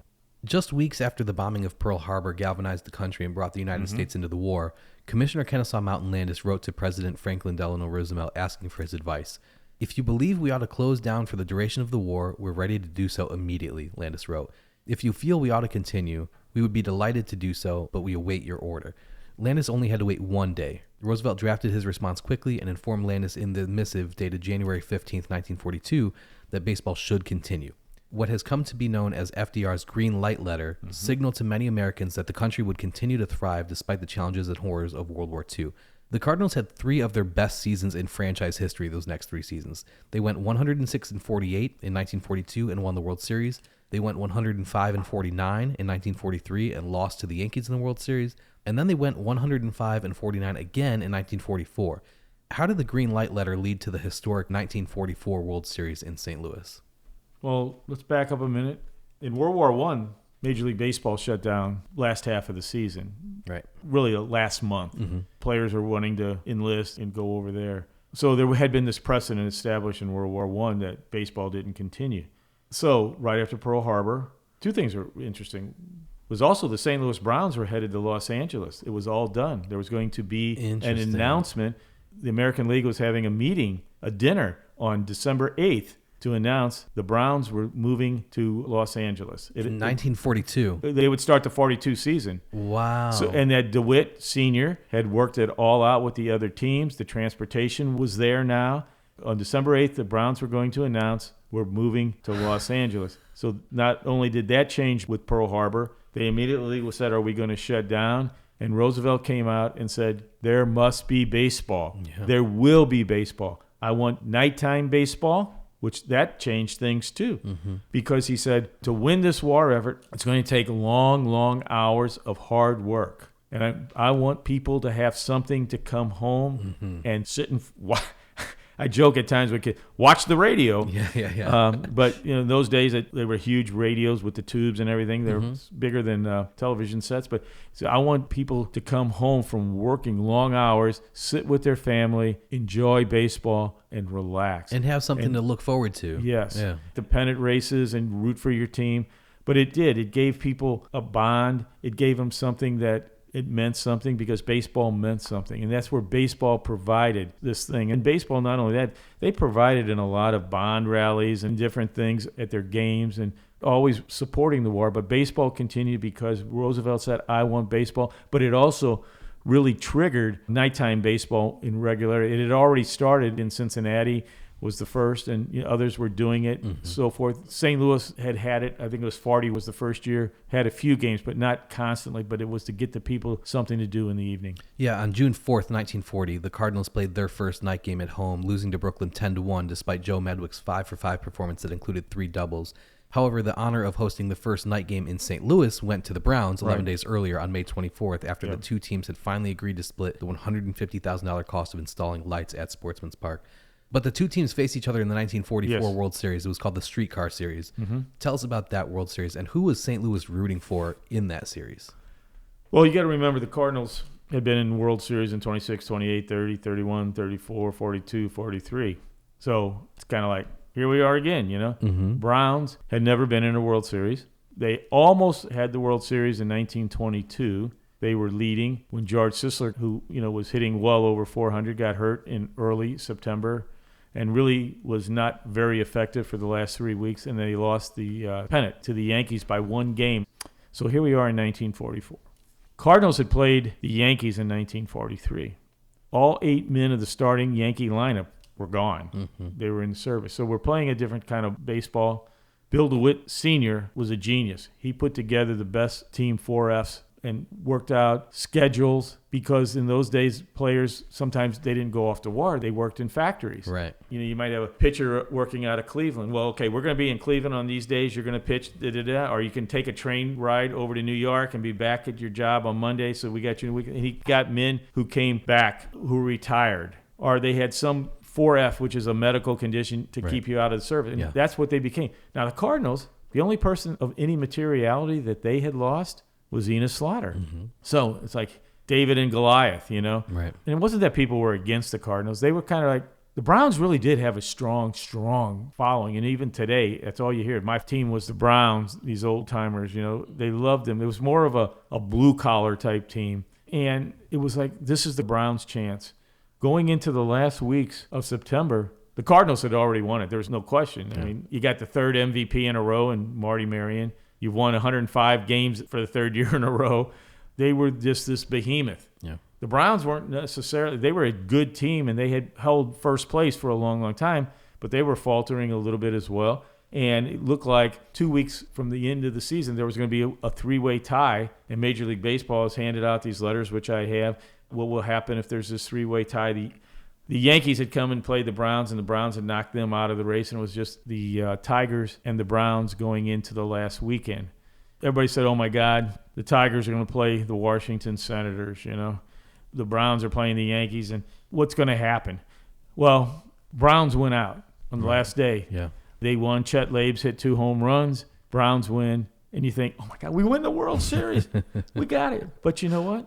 They never got to have the full celebration, the full thing, because they had to share it with the other team in their city. Right. And worse, in their own stadium. Right. So nothing ever worked right. Yeah. That's how it really felt. And Stan Musial talked about it a lot openly, saying it was so weird playing in the 44 World Series because we're playing in our home stadium, but it's like everybody's rooting for the other team. Yeah. He talked about that. It was just such a strange feeling. So people were really rooting for the Browns because maybe you just had a little too much. Cardinals are always there. Let's let the other guys win. Cardinals go out and win the first game. It was a pitcher's duel. The whole series is kind of a pitcher's duel, sets records for strikeouts. Part of that was because they opened up the center field bleachers. Oh. And in those days, men wore white shirts. And they talked about how hard it was to see. So there's a lot of strikeouts and a lot of errors if you go game by game and through all these things. I know that Stan Musial is also the reason why the batter's eye in Wrigley Field looks the way it does, is because he had trouble seeing there and protested, essentially. Yeah. So, yeah, it's interesting that the same kind of thing happened another stadium in his career, too. Yeah, I mean, there's a lot of little things how star players can influence the game. A game. Like I was just writing a thing about Joe DiMaggio in 1947 when Al Gianfrido makes that tremendous catch. He used a glove. It was a red Rolf glove. Okay. And it had this kind of little extra high of a basket. Uh-huh. And DiMaggio went on a campaign to have it disallowed because that cost him being the hero and clinching the World Series. That ironically, or whatever hypocrisy you might say, DiMaggio used the same glove. But anyway, you have Musial talking about it just wasn't comfortable. But so the Browns win the first game. The second game, what could have been? You know, the Browns are leading, and Max Lanier bunts the ball back. Pitcher comes in, grabs it, throws it in the right field corner. Mm-hmm. Cardinals come back. They will win the game. The Browns win the next one. Theoretically, the Browns could have been up 3-0. Nobody had ever come back from 3-0. Right. But instead of up 3-0, they're up 2-1.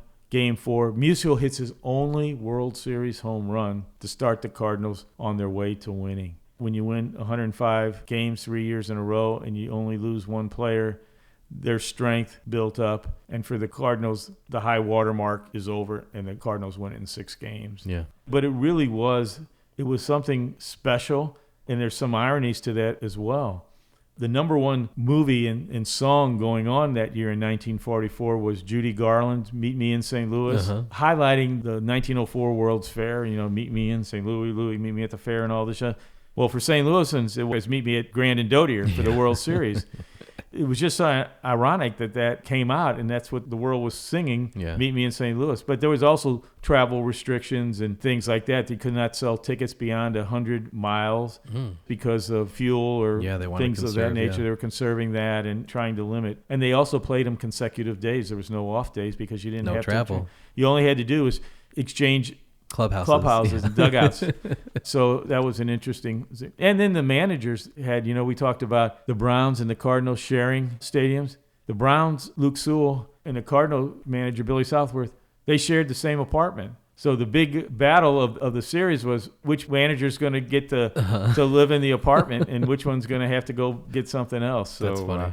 There were a lot of little side notes because it was all here in St. Louis. And that was really the first time since the Yankees and the Giants shared the Polo Grounds in 21 and 22 that you were playing in the same stadium. Yeah. We talked a little bit earlier about some of the strange uniforms in Cardinal history. In 1946, the Cardinals ordered red satin uniforms. Satin uniforms were briefly used by a handful of MLB teams in the late 1940s to enhance fan viewing with the advent of night games because it was believed that the reflective quality of the satin would be beneficial to fans viewing the game. But when Cardinals players saw uniforms, they said they looked like lingerie and they didn't want to wear them. The newspaper went on to say that the Cardinals sold their red satin suits to a local teen baseball team and never wore them in the big leagues, but the Cardinals Museum obtained a silver gray satin jersey marked 1948, so it appears that the team didn't immediately give up on the idea of playing in shiny uniforms. In your opinion, is there a particular uniform set in Cardinals history that stands out as the worst to you?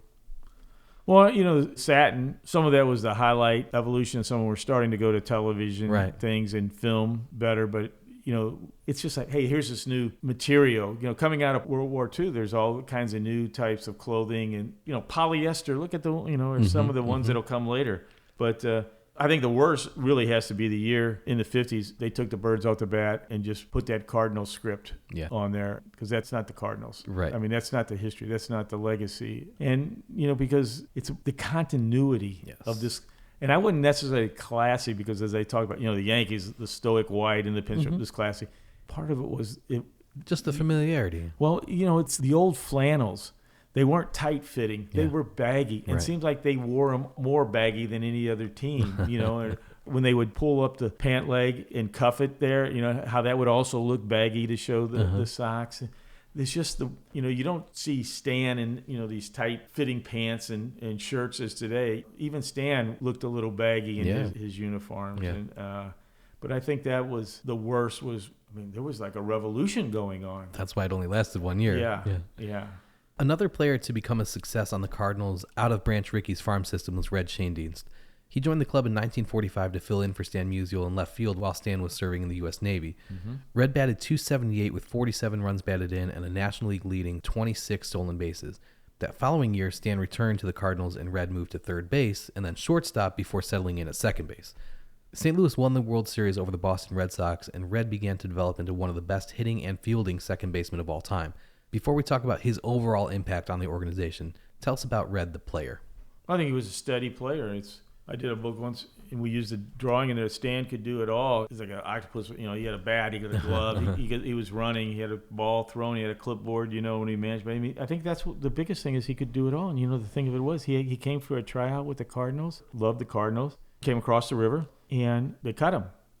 And I'm trying to think of the name of the guy who was from their front office in the player development, had seen him before, and who was one of the guys who got him the invite, and he wasn't there the day of the tryout. And he says, "Where's this Schoendienst kid?" "Well, we cut him." "You did what?" "Get him back here." Yeah. And so, that's kind of a neat part of the story is that, he came for a tryout and he got cut, and then they brought him back. And I think you amplified something there that really is kind of the character of Schoendienst. He wasn't the power hitting home run hitter. He was a consistent hitter, but he had speed. He was a leader in stolen bases, right up there at the top numerous times. And he had a good arm. He could field. The versatility of playing the outfield and then playing third base and playing shortstop. Hugely but to get into beneficial, second. And a lot of times, his early positioning because the Cardinals, when he wasn't up in 44, but was the great players they had is trying to find a position for Red and his ability to fill in. And then, to have a roommate all those years of Stan Musial and they were the kind of guys, they weren't out to go out and get a drink or to get a steak. They would sit in their room and talk baseball. Yeah. And so I think that talking about things you learn and you evolve too is from that. Red wore a Cardinals uniform for 45 seasons as a player, coach, and manager and was involved with the organization for a total of 67 years. Yeah. His number 2 was retired by the team in 1996. What do you think the overall impact of his tenure with the franchise was? For a generation or maybe two, Red was always the sight of baseball in St. Louis at the games. Yeah. Musial was always Mr. Cardinal, but he wasn't at all the games. Red was a player, coach, manager, because he would always come back and we fired a manager who's interim manager, Red, and he would be the coach. And then even when he was traded away, he came back as a playing coach there in the early 60s and eventually then took over. But I think your answer is his presence. He was always there, and he was always generally in uniform. And you would see him before the game with his infamous fungo bat, or you would see, who's this guy out here, 6 or 7 years, hitting fly balls to the outfield. But he was always there walking around, and he is just his presence, even though, Musial, by far the greatest, he wasn't always in sight. Now, when he does come and is in sight, it's like, whoa, there's the man, you know. But it was day in and day out. Schoendienst was really kind of the face of baseball that season and every season. We can't really talk about the Cardinal way without bringing up George Kissel. Mm-hmm. He spent 10 years in the minor leagues as an outfielder and served the Cardinals in several capacities after joining the organization in 1940. From 1946 to 1968, he worked as a manager, coach, scout, and minor league instructor. Kissel was the Cardinals coach from 1969 to 75. Tell me about George Kissel and how the Cardinals organization has honored him over the years. Well, I mean, baseball players for so many generations recognize him as something special. He taught them how to be ball players as people. He taught them how to be ball players as players with his very formulated, rather strict, this is how you do it, an execution. And he would work you to death, like as an infielder, hitting balls at you, hollering at you, do it this way, you didn't do, do it again, We see Jose Oquendo here today, kind of, and then multiply that by about 100, and that was George Kissel. I mean, he gave his life to the Cardinal way, the evolution. You've heard, so many people from Mike Matheny to others, but I mean, you talk about players who played and came up through the organization. They're going to tell you George Kissel had a deep and profound impact upon them. And he's the man who made them what they became, the player. And the Cardinals named the spring training home down in Jupiter. Roger Dean, when you walk into Roger Dean, there's a big bronze plaque of George Kissel and a story about him as you walk into the locker room. And there's also the George Kissel Award, right? Yes. Who does that go toward? The best player developing and who's putting together. A messy divorce caused Bill Veeck to have to sell his shares of the Cleveland Indians in 1949. He bought the St. Louis Browns in July of 1951 with the same intent as the American League team had when they moved to St. Louis in 1902, to run the Cardinals out of town. The Cardinals had won 3 World Series in the 1940s and 6 since 1926. How is it even conceivable that they could be run out of town in 1951? Well, he had a plan, and he saw what was happening.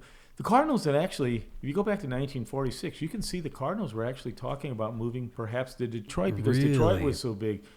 I've never heard that. Well, you can find it. I believe you. I've never heard it. So it's out. I mean, they were looking at other options. But one, because they didn't have a stadium, was Sportsman's Park where it was located. Should it be somewhere else? Mm-hmm. Could it be upgraded a certain way? They wanted their own stadium, and they actually started putting together a plan and raising money to build a new stadium, basically down just off Jefferson and Choteau, kind of sort of where the old Peevely Dairy thing right there where St. Louis U is at.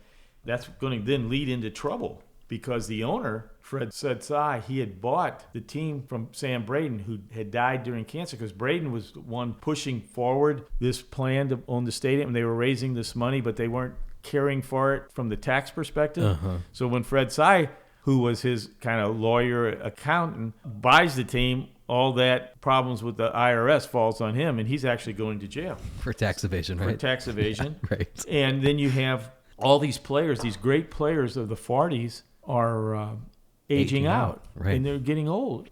And Branch Rickey is now leaving for the Dodgers. So. Well, he had already left. Yeah. Branch Rickey was a genius at baseball talent.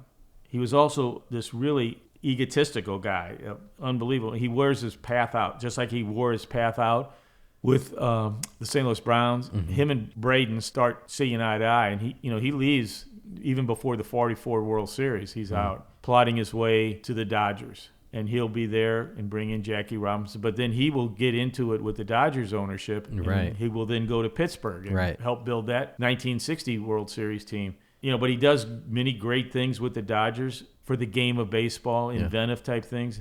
So he's a very interesting guy. But what happens is, Ricky's gone, players are aging out, they're making it out of the trades. Money's always an issue. Braden, he's not a super millionaire. He was a car dealer. Mm-hmm. And he's got health issues. He's raising this money, and there's starting to be this legal thing. And the Browns still own Sportsman's Park. So Veeck had to sell the Cleveland Indians to settle his divorce. Mm-hmm. So he's looking to get back in. The perfect storm is in St. Louis. As you just said, all right, I own the stadium. I can kick them out. Right. They're not a good team. There was talk St. Louis was going to be in Houston. It was underway. That the Cardinals were going to move to Houston. Yeah, the Cardinals would be in Houston. So Veeck sees this perfect storm. I can come in, I can raise money, and I will kick the Cardinals out of St. Louis. Because by this time, it was getting to be, the other teams were the Boston Braves were kind of like, maybe we don't want to be in Boston compete with the Red Sox, Philadelphia. We can find our own thing. He wanted to own his own stadium, Maybe if they would have built this other stadium, the Browns would have left. You never know. So anyway, Vec comes in. He's got the perfect storm. I mean, in his shenanigans and stuff. Right. I mean, you never knew. You went to a Browns game, you never knew what was going to happen. All of a sudden the game's over, the gates open, and here comes elephants and clowns, and there's a circus. Yeah. Or all of a sudden game's over, and the loudspeakers playing Sweet Charger Brown, and here comes like 10 men carrying a basketball court. Here come the Harlem Globetrotters, and you got to watch a game. And as we said, you got to see Eddie Goodell, our grandstand manager. Vec was outdrawing the Cardinals. Yeah. This Browns team, and they had some bad teams. I mean, losing 100 games, and he's still outdrawing the Cardinals. Yeah. It looked like he could really do it because Fred Tsai, the ownership, is in a mess. He's going to jail, and he does go to jail. So he's losing that focus, and and through it all, Stan's playing and having great years. I mean, and that's the sad thing about it. And the Cardinals, are developing their own talent. They will soon have back-to-back Rookies of the Year. But before that happens, we're here in 1951, 52, and 53. And Vec is trying everything. He doesn't have a lot of money. He's also got Major League Baseball really ticked at him because of his stunts. Right. Which, how bad really was that for baseball? It was kind of genius because you know what? You got a man on base. He didn't make it out. Right. He just sent up a pinch hitter, and he got a guy on the base, right? And here we are 75 years later, almost still talking about it. Right. So that was the point of it, to bring publicity to your team. Right. That worked. And then, the night the grandstand managers, this one whole section, they were given placards, and they had a PR guy there with signs asking questions. Zach Taylor, the Browns manager, was dressed in a suit coat, sit on top of the dugout in a rocking chair. So they would ask questions like, play back, play up, bunt, steal, and all that. And it was a sham of the game in a way, but yet the Browns won. Which is crazy. It is. And, they were playing Connie Mack. He thought it was great. So, I mean, some of this was just they were before their time. But it really looked like Vec was going to run the Cardinals out of town. And they actually had a better offer from Houston. The Cardinals did? Yeah. But the city, civic leaders and business leaders didn't want them to leave. And that's when Augie Busch came in and bought the team. Yeah, on February 20th, 1953, August Gussie Busch Jr. of Anheuser-Busch bought the Cardinals for $3.75 million, according to KSDK. This acquisition ensured that the Cardinals would remain in St. Louis, preventing them from being sold to out-of-town interests.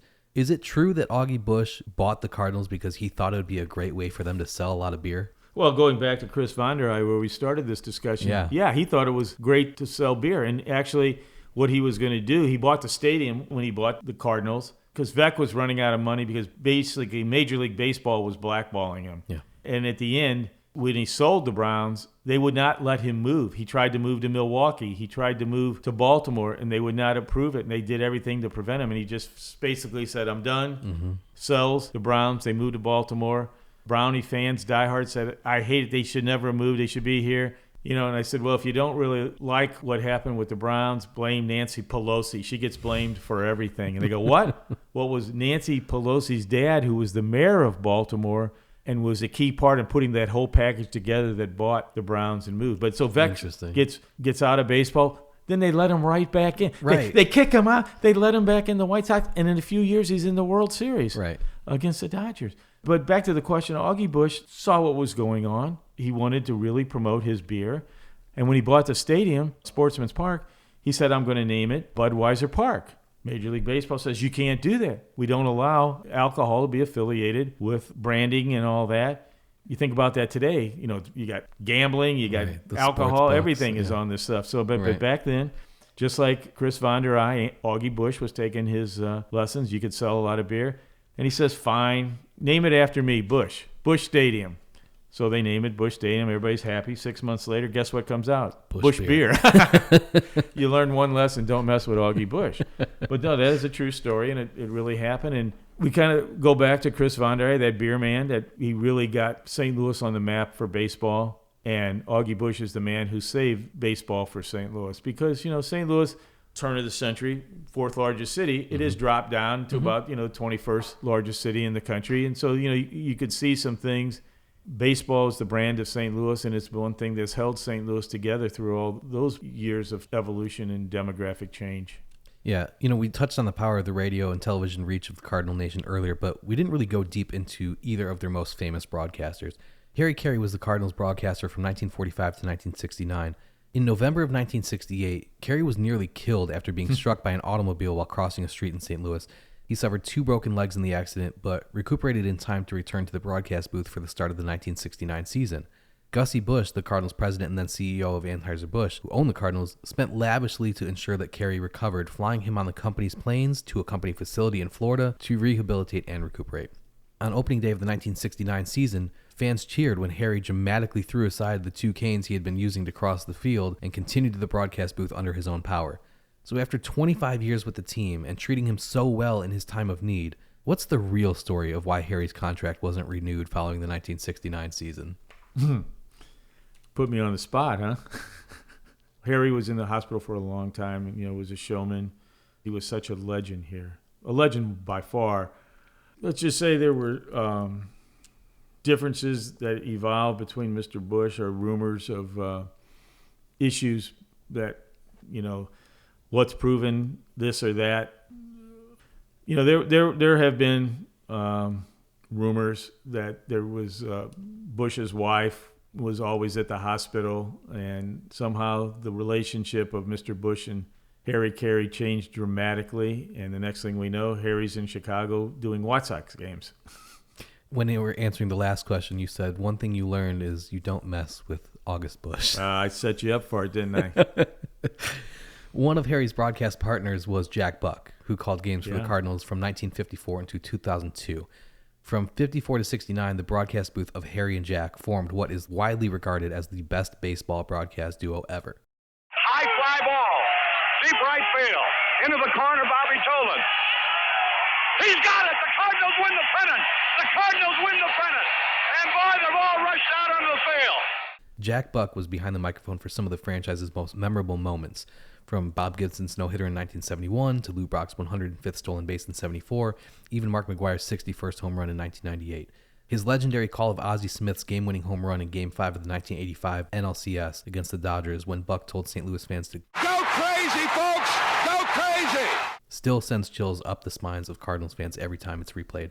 His signature phrase after every Cardinals victory was, "And that's a winner! That's a winner!" What is your favorite Jack Buck story or memory? Well, to describe Jack Buck, he was the most caring person, him and Musial, that you'd ever meet. Because when you could meet him on the street or at a dinner or back somewhere else before an event, and you talk to him, he was like your best friend. And he would be asking you questions instead of you asking him questions. Like, where are you from? What have you been? Things like that. That's how they did it. They believed in him. It was like one of the most epic moments was right after 9/11. Jack wrote poems.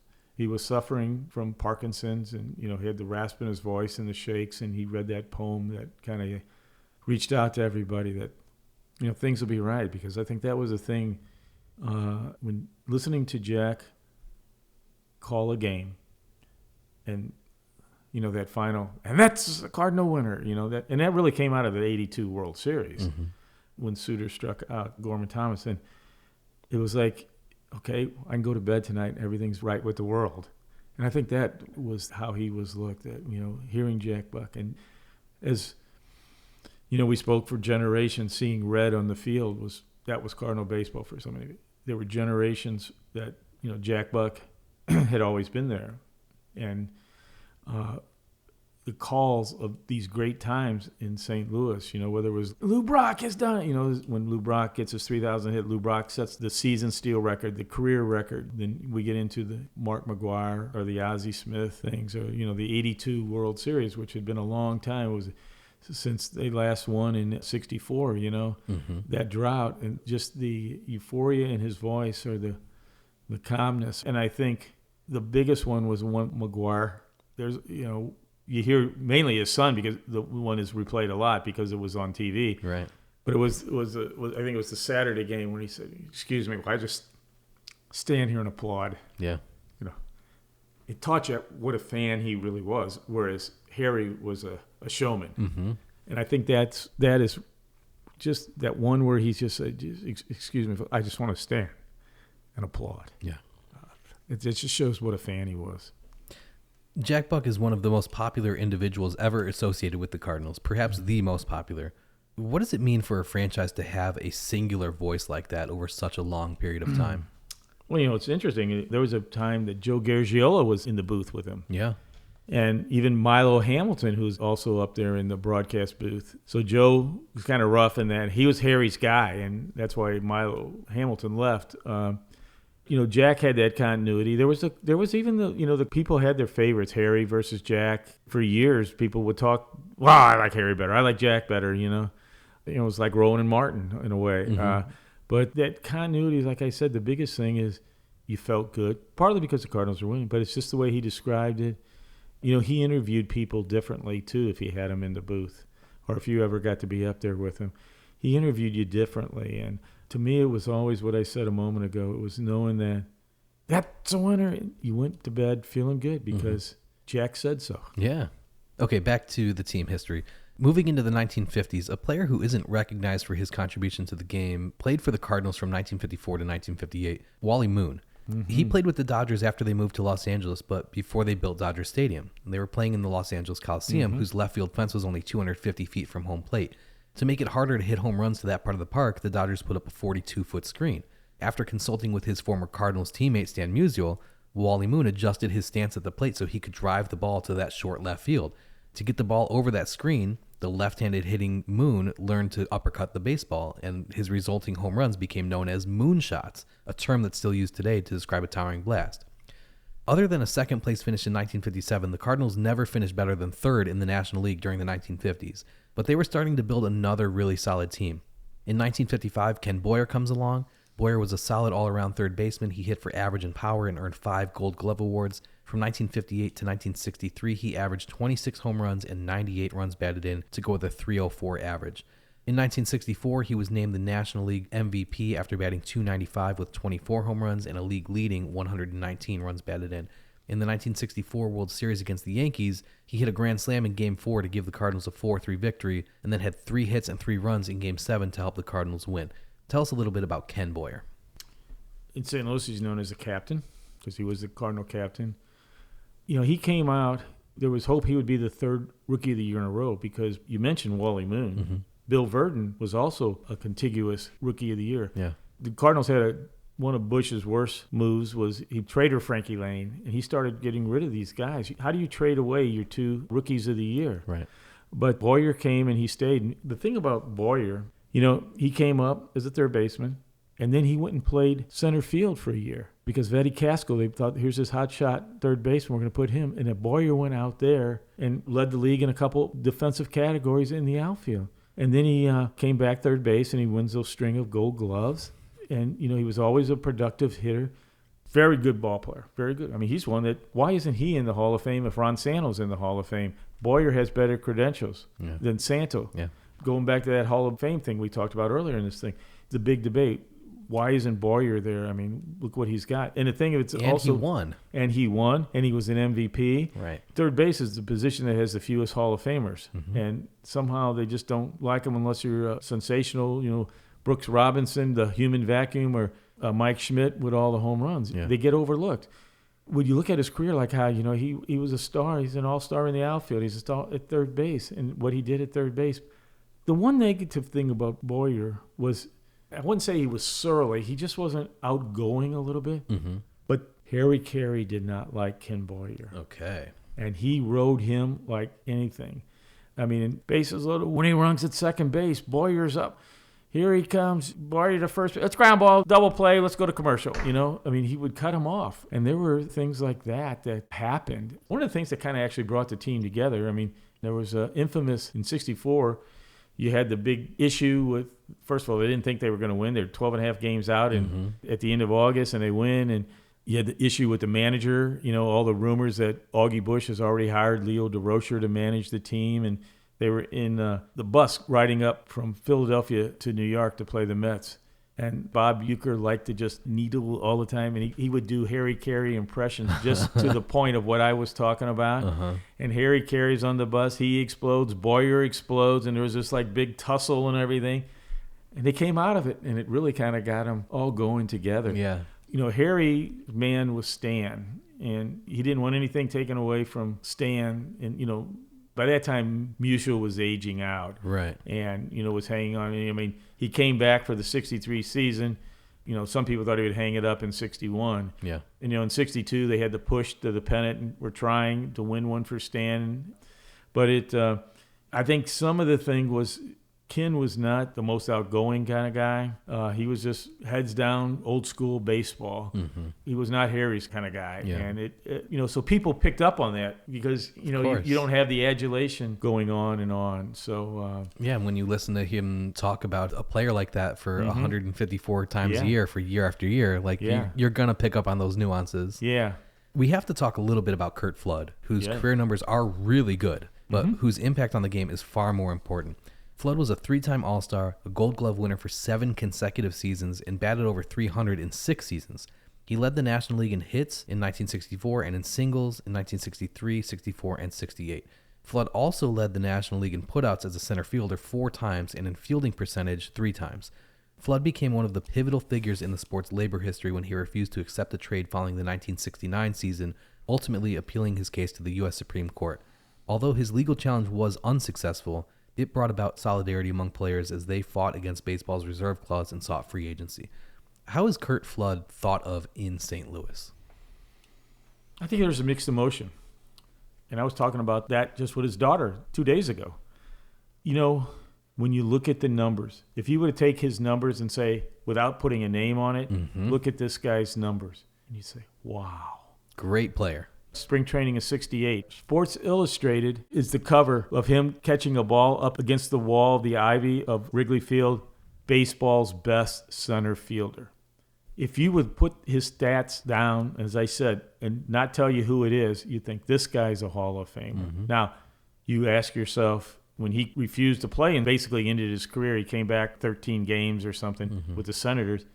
What would he, if he had taken that season on and continued, what would his stats be? How many more Gold Gloves would he won? Right. Would have batted probably close to 300. How many more times?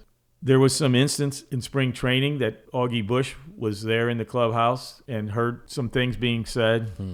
Flood was always a vocal person. Right or wrong, he spoke his mind. You know, like I said, fantastic outfielder. Money he would chime about. And, you know, if you look at what he made in 64 and what he was making in 67, 68, it was about triple what he had made. So he was reaping the reward. You know, he was a key part of that outfield. And, you know, the thing that we haven't spoken about is the heroes of those Cardinals of the 60s with Gibson, Brock, Flood, you know, they were this advanced African-American equality. And they weren't going to have a separate part of the clubhouse and things. Right. They joined it. And Augie Busch promoted that a lot. Like, you know, the day he found out that a lot of the black players, Gibson and Brock and Flood and all them, why are you over at this hotel? Because they won't let us in the other. That changed real fast. You know, whether Bush didn't want that image of his team and his beer sales or he believed it 100% it should be equal, that is one of the things that people love coming playing with the Cardinals, and you got some great pitchers and players out of that. But Flood did speak out. You know, he stood for his principle. You know, people didn't understand. The reserve clause didn't really make sense. You could never go anywhere. All Flood was saying was, I've completed my contract. Right. In any other profession, if I had a contract and I'm done with it, I can go find new work. I fulfilled my contract. And if you have the right to trade me, then I should have the right to pick where I work too. Right. Yeah. And that's what people don't fully understand is that all he was saying is, I don't have a contract. Right. I fulfilled it. My obligations are complete. And can I do it? He had a great 64 World Series, a great 67 World Series. He had a great 68 World Series. But here Gibson wins Game 7 of 64. Let's build up to that. Gibson lost the first game in 64, then he wins the next 2. Then he wins 3 games in 67, winning again that 7th game clincher. Yeah. He wins the first 2 games of the 68 World Series, and in that first game is probably one of my favorite stories when he sets the record for most strikeouts in a World Series. He strikes out the 15th guy in the top of the 9th, and the crowd's going bananas because they put across the scoreboard in the old ticker type thing. They had that first scoreboard. Bob Gibson has just tied Sandy Koufax for the most strikeouts in a World Series at 15, and standing ovation. And, you know, and Gibson, he's just, give me the ball, because McCarver's holding it. And so McCarver kind of walks out and looks at it, and he's, give me the ball. And he's trying to tell him to look at the scoreboard, and he looks at it and he just shakes his head. get back there, because all he wants to do is get the ball, throw. It's the ninth inning of a World Series game. And he's in his rhythm. Right. And I talked to Al Kaline one time, him and Willie Horton are over there going, we're toast. Yep. Because they knew the look in Gibson's eye. He's in the zone. So, here we are once again, Game 7, 68 World Series. It's a pitcher's duel. It's going to come down to the end and come down pitching, and the ball is hit out to Curt Flood. He misjudges and tries to rebound and slips and falls down. It was Jim Northrup who hit that and winds up with a triple, scores 2 runs. Tigers are going to win the World Series. So a lot of people made Curt Flood to go to that World Series. Gibson should have had another Game 7 win, you know. The team should have had an easy win. They didn't look about – Lou Brock didn't slide at home plate that Bill Freehan easily tagged him out. They all said he'd have been safe if it had slid. But Flood became the GOAT. And people – they looked at him, going to like on a Hornsby. Mm-hmm. You get an eye or, even a Boyer, how it's painted that the Cardinals didn't win the World Series in 68. Was it because Flood, one of the greatest center fielders, who is – on Sports Illustrated as the greatest center fielder, didn't make that catch. He turned and slipped. Bob Gibson ranks as the greatest pitcher in Cardinals history. A glance at the record book supports that claim. On the franchise's career list, the right-hander ranks first in wins, games started, complete games, shutouts, innings pitched, and strikeouts. He's second in games pitched and tied for 9th in ERA. An outstanding athlete, Gibson played with the Harlem Globetrotters before arriving in St. Louis to stay in 1961. In addition to being an amazing talent, he was also a fierce competitor. In 1968, Gibson authored the greatest season by a pitcher in modern history. His 1.12 ERA established an all-time record for 300 or more innings. Gibson posted a 22-9 record with a league-leading total of 13 shutouts and 268 strikeouts. During one stretch, he surrendered merely 2 earned runs over 95 innings. Gibson was named the National League Cy Young Award winner and MVP that season. During the 1968 World Series against Detroit, Gibson set a record with 17 strikeouts in Game 1. He then pitched 2 more complete games, winning Game 4 by the score of 10-1 before losing Game 7 by a 4-1 margin to run his streak to a record 8 straight complete games. His 35 strikeouts in those 3 games established a World Series record. Tell us about his relationship with Tim McCarver. It's an interesting relationship. It was an era, as we were speaking about, baseball really shadowed the segregated world of American society. There's black and white, and not all the teams were as open and affirming as the Cardinals became. And even though the Cardinals became, there were still tensions. Mm-hmm. And, I wouldn't say they started out to the best of the way. And there's jokes about, McCarver would have a soda bottle, and then Gibson would go out, take a drink, and here, have it back, Gibson would do that. He was just pushing on. He was a little bit outspoken too, his chip on his shoulder. I think that's his one biography really lays that out. Yeah. And the thing that I found interesting, and it's really ironic how things happen in life and in baseball, and how they bonded. And it really started early that 1968 season. The Cardinals were making a plane change in Atlanta, and Gibson was walking, and here comes Martin Luther King Jr. And he kind of nodded at Gibson and like, here's this great ball player. They didn't stop and talk, but it was like Martin Luther King. And then he's assassinated. And that had an effect on Gibson. He just became focused, driven. Well, where's Tim McCarver from? Memphis. What's Tim McCarver's dad? A policeman in Memphis. So they've had this relationship. They both had been around back at 59. And there was a little tension that my hero, he's gone. It was in your city, and your dad's a policeman. But they bonded actually together from that. And they talked through this stuff. They could read each other's minds, except when McCarver tries to walk out the mound and Gibson doesn't want you out, But I think that is an interesting story. McCarver openly talks about it, and so Gibson talks about it in his books. But McCarver has a soda bottle there, and Gibson would walk in, I'm going to take a drink, and what are you going to do? What are you going to do? And then McCarver, what do I do, And then, everybody's watching, hey, we not drink out of the bottle because there's a black man. Gibson would play him. And, it's actually kind of hard talking about these things today. It's like because you're talking about racial things and things like that. But that was what happened in the clubhouse. But they really bonded and became, the mindsets were the same. They complemented each other. And like I said earlier a moment ago, when Kaline and Willie Horton, looking at, It's over. They knew he wasn't going to have a record tied. Right. He was going to get the record. Yeah. You know how McCarver, I'll go calm him down. He doesn't need calming down. You know, you say one of the best, you know, and how many times when you talk baseball and you would say, if you had someone to win the 7th game of the World Series, who would your pitcher be? 90% of the people would say Gibson. Yeah. Not only did he do it, it was just that competitiveness, the drive. The intimidation. Yeah, I mean, there were people in fantasy camps that go down there, and he'd still hit him if they give him. I mean, you know. Plenty of stories about him. Yeah, there's stories everywhere. You know, I mean, I can tell you different stories when, you know, I was around him and I was like, yeah, he's not a nice guy. But then he's the nicest can be. It's just you don't interrupt a guy at certain times, and he can be nice, but he can be a guy you know, he's not going to be a stand. How you doing there, right. You know? But Game 7, you wanted Gibson. Yeah.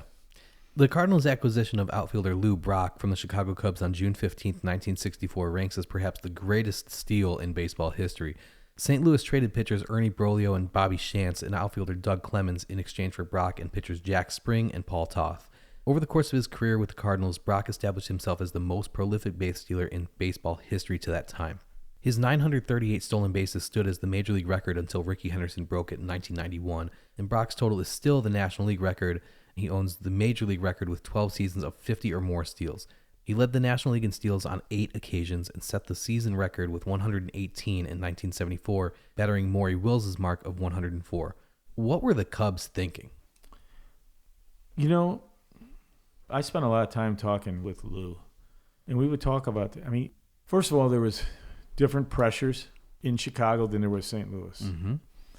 Lou was quite rough when he was first coming up and learning to hit, and he was actually wanting to be a power hitter. He's one of the 3 or 4 people to have hit a home run into the center field bleachers at the Polo Grounds. Yeah. He really kind of was wanting to be, and the Cubs had a bunch of players. He just wasn't gelling, is best to say. But you also got to look at it a different way. Ernie Broglio was a 20-game winner. Mm-hmm. He was the Cardinal ace because Gibson was still on the rise. Mm-hmm. If you look back at like 62 and 63, Broglio was a really good pitcher. Yeah. What happened was he got up to Chicago and he got hurt and he never really came back from it. And people forget that. You know, they think, well, Broglio was a nothing because he didn't do anything in Chicago. No, he was a good pitcher. But when I said, did he really fit into Chicago? It was how he was fit. Who was he batting behind? Who was protecting him? Was he leading off, or was he perceived as a power hitter and he was hitting down in the lineup? And he came to St. Louis and he got a different type of manager. You know, Johnny Keane, just do your thing. The run, the steal, and then you had guys like complimenting him with Curt Flood in the batting order. And, it really clicked. He found a place. And I think that probably says more than anything, that when a player, you think about guys who get traded and they don't work out and they don't do what they did, they can't find their place. They're not relaxed. Here he came, and this is yours. You got to remember the Cardinals had gotten Minnie Minoso a year before, the Latin Jackie Robinson, and, he crashed into the Sportsman Park wall and got hurt here. So they were looking. Charlie James was manning left field, a local boy, but I like Charlie James, but he wasn't, they were in search. And it was like, I got an opportunity. Because up in Chicago, you were like, you had Billy Williams entrenched and things like that. But here it was like, do what you do. And he got relaxed. And all the things he could do, he got away from being a power hitter. He became a hitter because he'll steal the bases and get to the base. But he also took advantage of a time of baseball. Maury Wills had kind of opened up, or Louis Aparicio maybe a couple of years before Maury Wills, the space stealing type of thing. With the Go-Go Sox. Yeah. But Javier had been a good base stealer. It just was the Cardinals' culture, stealing bases, getting the hits. The Cardinals were not a home run hitting team in 64. And he got hot. I mean, he got real hot, stealing bases. And when he would get on, it then impacted how you pitch to the next guy and everything. Where's he at? Is he going to steal? You start positioning yourself as a catcher or a player. A second baseman cheats a little more to the base. What opens the hole? Or the pitcher can't focus as much on the batter because he's got to worry about what's going on behind him. And see, he wasn't getting that in Chicago. And he had he'd been there a couple of years. And it really was, he was not comfortable and he wasn't defined. And his style was kind of like as a power hitter. We've gone this entire episode without really talking about the Cubs-Cardinals rivalry. And as someone from Chicago, even though I'm a White Sox fan, the Cubs absolutely think the Cardinals are their biggest rival. For years, that rivalry was pretty one-sided, though. Do Cardinals fans feel the same way about the Cubs as Cubs fans feel about the Cardinals? Oh, yeah, you can't wait for a Cubs-Cardinals series. When you look at Wrigley Field, when the Cardinals, when they're up there, you're going to see more red than blue a lot of times. Yeah. It is a big, big deal. And it goes back, as I said, back to the American Association National League rivalries of the 1880s. Yeah. Is where it really formed, and the hard feelings that enveloped and that one season of ties in that championship. But it really goes, as you're right, the Cubs were kind of like, they tried to take the moniker, the lovable losers. Yeah, which the Browns created in 1911, first in booze, first in shoes, last in the American League, were the lovable losers. But there was something, too, I think, the Cubs gave people fits. And a lot of players have always talked about they hated going to Chicago because your biological clock is set to night games, and then you got to go to Chicago. So there's that advantage to them. So players always griped about them. The proximity of St. Louis to Chicago, they've had the city rivalries for years, because St. Louis was this big growth city, and then Chicago passed them when they went beyond that. That was always a big thing. Yeah. When the Cubs finally won, because, that was always like, they can't win. Right. And in here, they win in 2016, and still there's nothing like when the Cubs come to here and all the Cubs fans and going up to Chicago like this weekend at Wrigley. And I think Harry Carey forms part of that because he was kind of looked as a traitor. He went up there. You go what we talked about earlier, the All-Star game, and then the Hall of Fame issue rivalry between Ron Sandow and Ken Boyer.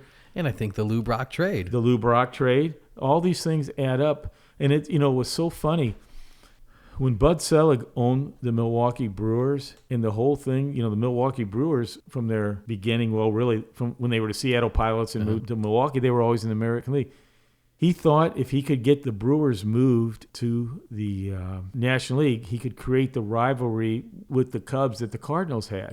Now, why couldn't he create the rivalry with the White Sox? Right. I mean, it never made sense. But that was one of the biggest pushes of Selig. And then it caused the off balance of teams. It was just like, you're never going to create the rivalry of the Cubs and the Cardinals. Is it greater than the Red Sox, Yankees?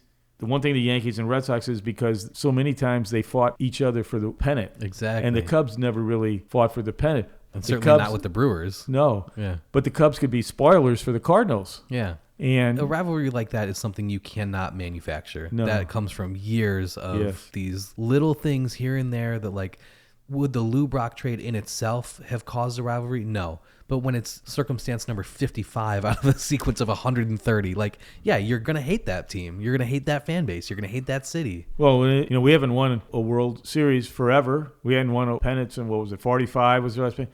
So we trade Lou Brock, and the Cardinals win a pennant. What if he'd have stayed here? Right. Would the Cubs have won a pennant, especially in 69 when they blow it? What if Brock was here, Right. And Absolutely. you've seen him in 64, 67, 68. And there's just, like I said, a rivalry between St. Louis and Chicago. You can take it to the football, NFL, when the Chicago Cardinals moved to St. Louis, and the Blackhawks and the Blues. There's just all these team rivalries, and but at the top, the cherry on it all is the Cardinals. And it started back in the 1880s, but the Brock trade really accentuated it, and it's one of the best in baseball.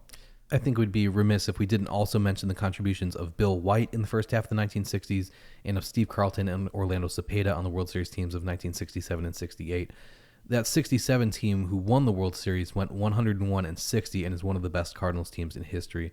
How great would the Cardinals have been coming out of 67 and 68, going in the 70s? How many times did they come in second, less than 2 games? Right. They traded Carlton for $5,000. Carlton will win 300 games. Jerry Royce was traded because he wouldn't shave his mustache. I didn't know that was the reason. That was the whole reason. There's a long story. Jerry will love to tell you, and he won't stop talking about how Bush saw a photo of Jerry Royce in Chicago and said, that guy's got a mustache. Get rid of it. Well, this is the time, remember, the Oakland A's are coming out with all those. Bush calls Bing Devine and says, tell that guy to shave that mustache. Well, then he saw that day in a day game on TV, he still had it. I thought I told you get rid of him. He's got to have it gone tomorrow when they're back home. So Bush actually comes out on the field looking for Royce and sees he has the mustache, and he told Devine, I told you to get rid of him. If he's here tomorrow, I got a new general manager. So, you look at all the wins that Jerry Royce had, 220 wins, 300 for Carlton, 500 wins the Cardinals could have had, over $5,000 and a mustache. Unbelievable. That was some of the bad things, and it was personal with Augie. 3 years, the Cardinals come in second, 2.5 games out. Gibson got another Cy Young. How many more World Series could the Cardinals have won if they had had Carlton? Now, Carlton wasn't that great with the Cardinals. Right. He became great, but there were flashes. Yes, he was. He was clearly a good prospect. Yes, he was evolving, and the one thing they always say, left-handers evolve slowly. Yeah. Same way with Jerry. He was a left-hander. Yeah. We didn't have time to do a deep dive on the St. Louis Browns today, but I'd love to sit down again with you sometime to go over their history like this and also the Negro League history of St. Louis baseball. Before we go, tell us a little bit about the St. Louis Browns Historical Society and how listeners can support what you're doing there. St. Louis Browns Historical Society, we created in 1984. It started out to honor the 40th anniversary of the Browns reunion. And all of a sudden, we had an event where a bunch of the Brownies came back for this celebration, and the fans came. And I was like, this is kind of cool. So we started having these annual luncheons. And we continue to have them today, 41 years later. And we not only have this luncheon, which is attended by 300 to 400 people, down in the Missouri Athletic Club. These players that I bring in from the old time, like Rick Dempsey, was telling them, look at this place, these chandeliers, the history here. Yeah. It's awesome. And, not only do we have this big luncheon, we bring in premier people, and I'll talk about this year's. I started when I made the film on the St. Louis Browns for PBS. We went over to the Gateway Grizzlies, which is just across the river opposite Busch Stadium. It's a minor league club, and we were laying everything out. We kind of created it to look like Sportsman's Park. I had all this Browns authentic uniform and equipment laying in the locker room and going down Sisler and Johnny Tobin, Baby Doll, like their locker rooms. And we had different things with all this real memorabilia. Cool. And it was like, this is special, isn't it? Because the owners came in and the commissioner of the Frontier League came and said, we got to do something. So we started Browns Night at the Grizzlies, in which I pick a player, George Sisler, 1922, the first ever MVP in baseball. So we dressed up the Grizzlies in 1922 uniforms. I dressed the visiting team in 1922 Senators uniforms. And we give away a bobblehead, and they're like, I reject them 3, 4, 5 times. I want them exact. Like, where's the cleft in Sisler's chin thing? Then we did Roy Seaver, the first ever American League Rookie of the Year. Right. See, these are the things people forget about the Browns. Yeah. And then we did Satchel Paige, Marty Marion, which the Cardinals had never given anything, so he was the last manager of the Browns. This year, the 7th, is the 80th anniversary of Pete Gray, the one-armed player, so we're doing that. So very cool. We always dress them up. And then we have round tables. So what we're having is this participation of people, this culture that we talked about way early. Yeah. People loving baseball in St. Louis. They're coming to learn about new generations and cheer a team that hasn't played in 72 seasons. There is nothing like we do of a fan club or an active participation for the New York Giants, Brooklyn Dodgers, Philadelphia Athletics, or Boston Braves. You can go to stlbrowns.com is our website that has everything in. And like I said, we'll have, believe it or not, 300 to 400 people honoring a team that has not played in 72 years. Tell me a city. When you ask, why is St. Louis the best baseball town in America? Find me a city that would do that. Great answer. What's on the horizon either for the Cardinals or for you personally that you're excited about? Well, I mean, I'm always excited about baseball. Besides playing, I'm working on a project right now with Rawlings on the history of the glove. Cool. 50 special moments in baseball through the lens of the player and his glove and the Gold Glove history. And, with the Cardinals, I'm very excited about the Cardinals' future. You've been a season ticket holder for how long? 30-some-odd years. Have there been years in that stretch where you've considered not renewing? Yeah, right. Recently, because conflicts of playing baseball so much myself. Yeah. And, ticket prices go up, too. And when I worked, I had a free access to my office garage. And they start paying $40 and $50. I mean, it adds up. And that is the thing that people have to weigh. But, no, I mean, there were times back, they weren't very good in the early 90s. In late 80s a little bit after Whitey left, and there was back and forth. But I am also the vice president of our local Sabre chapter besides leading the Browns. And we have this little Sabre Day event every year, and I get players or somebody to come in. And, we've had Bill DeWitt and different people, Mosaic, come and talk. And I went to Bill and I said, what we do? It's a small group. This is not an open public type thing. I had just been speaking for the Cardinals at winter warm-up because every year I speak there about St. Louis baseball history. And I said, wouldn't it be cool for Chaim Bloom to come and just have this little dinner with us and see what baseball means in St. Louis? But I don't know if it's appropriate. Mm-hmm. And he said, I think it is. So Chaim really hasn't done any event, as he shouldn't. Bill's view is you go build the bed you got to sleep in, build the player development. So Chaim, I got to talk to him a lot, and he had dinner with us, and we talked his philosophy. And this is nothing against Mosaic. Mm-hmm. This is the future. Yeah. Cardinals really did let themselves down. Go back to George Kissel. They lost George Kissel's work ethic, his focus the Cardinal way. It's being put together now. That has been Chaim Bloom. He doesn't want to have that focus of this year. Mm-hmm. His is the future. Mosaic, people criticize him because they want to win. It's a hard thing to win every year. Yeah. It's hard to win, period. How many times have they won? But if you look at who are the top 3, 4 teams in all of baseball that have won the last decade or 2 decades, Cardinals are right there. Yeah. The Dodgers and the Yankees. I mean, so it's not like you're not going to win every year. You're going to have ups and downs. You just want to put yourself in a position to be competitive every year. Yeah. So you say, hey, this is a bad year. Last year was a bad year. Yeah, last year was a bad year. It's how they rebound. Yeah. And they're there. And then you come in with the development that Chaim Bloom is putting in place and what he did in Tampa. There's a way to do it. And I think the Cardinal way is being resurrected. Cool.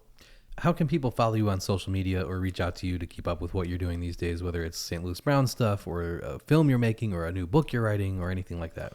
Probably the best way is on Facebook, my own personal Facebook, or our Facebook, the St. Louis Browns. And you have our website, STL Browns, or they can just email me at stlbrowns@swbell.net. We can get them into any of the lineage, or, we produce 3 times a year a magazine about baseball history that has tentacles to the Browns, but it goes to other things. Because there is so much history, and history from St. Louis. It's why 51% of the Hall of Fame induction classes have someone from St. Louis, whether it's the Stars, the Browns, or the Cardinals. So much is here. Yeah. Thank you so much for taking the time. Can't wait to sit down with you and go over the Brown stuff. It's a great history that we don't want to forget. Thank you very much, Ed.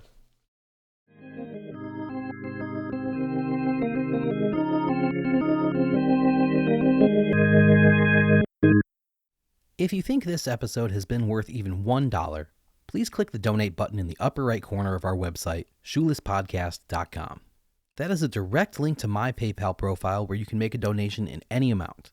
If you don't have PayPal and you want to send a donation through Venmo, Zelle, Cash App, or any other platform, shoot me an email at shoelesspodcast@gmail.com and I'll send you directions for whichever method you prefer.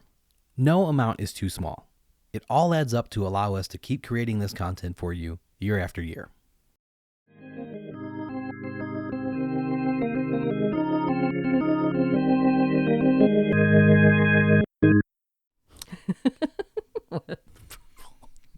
And now it's time for a segment called What'd You Think, Mom?, where we talk to my mom who just listened to the interview with me and we ask her what she thinks. This is my real, actual mom. Her name is Lori, but I've always just called her Mom. Can you say something to prove that you are my mom? Yes, this is going back almost 20 years.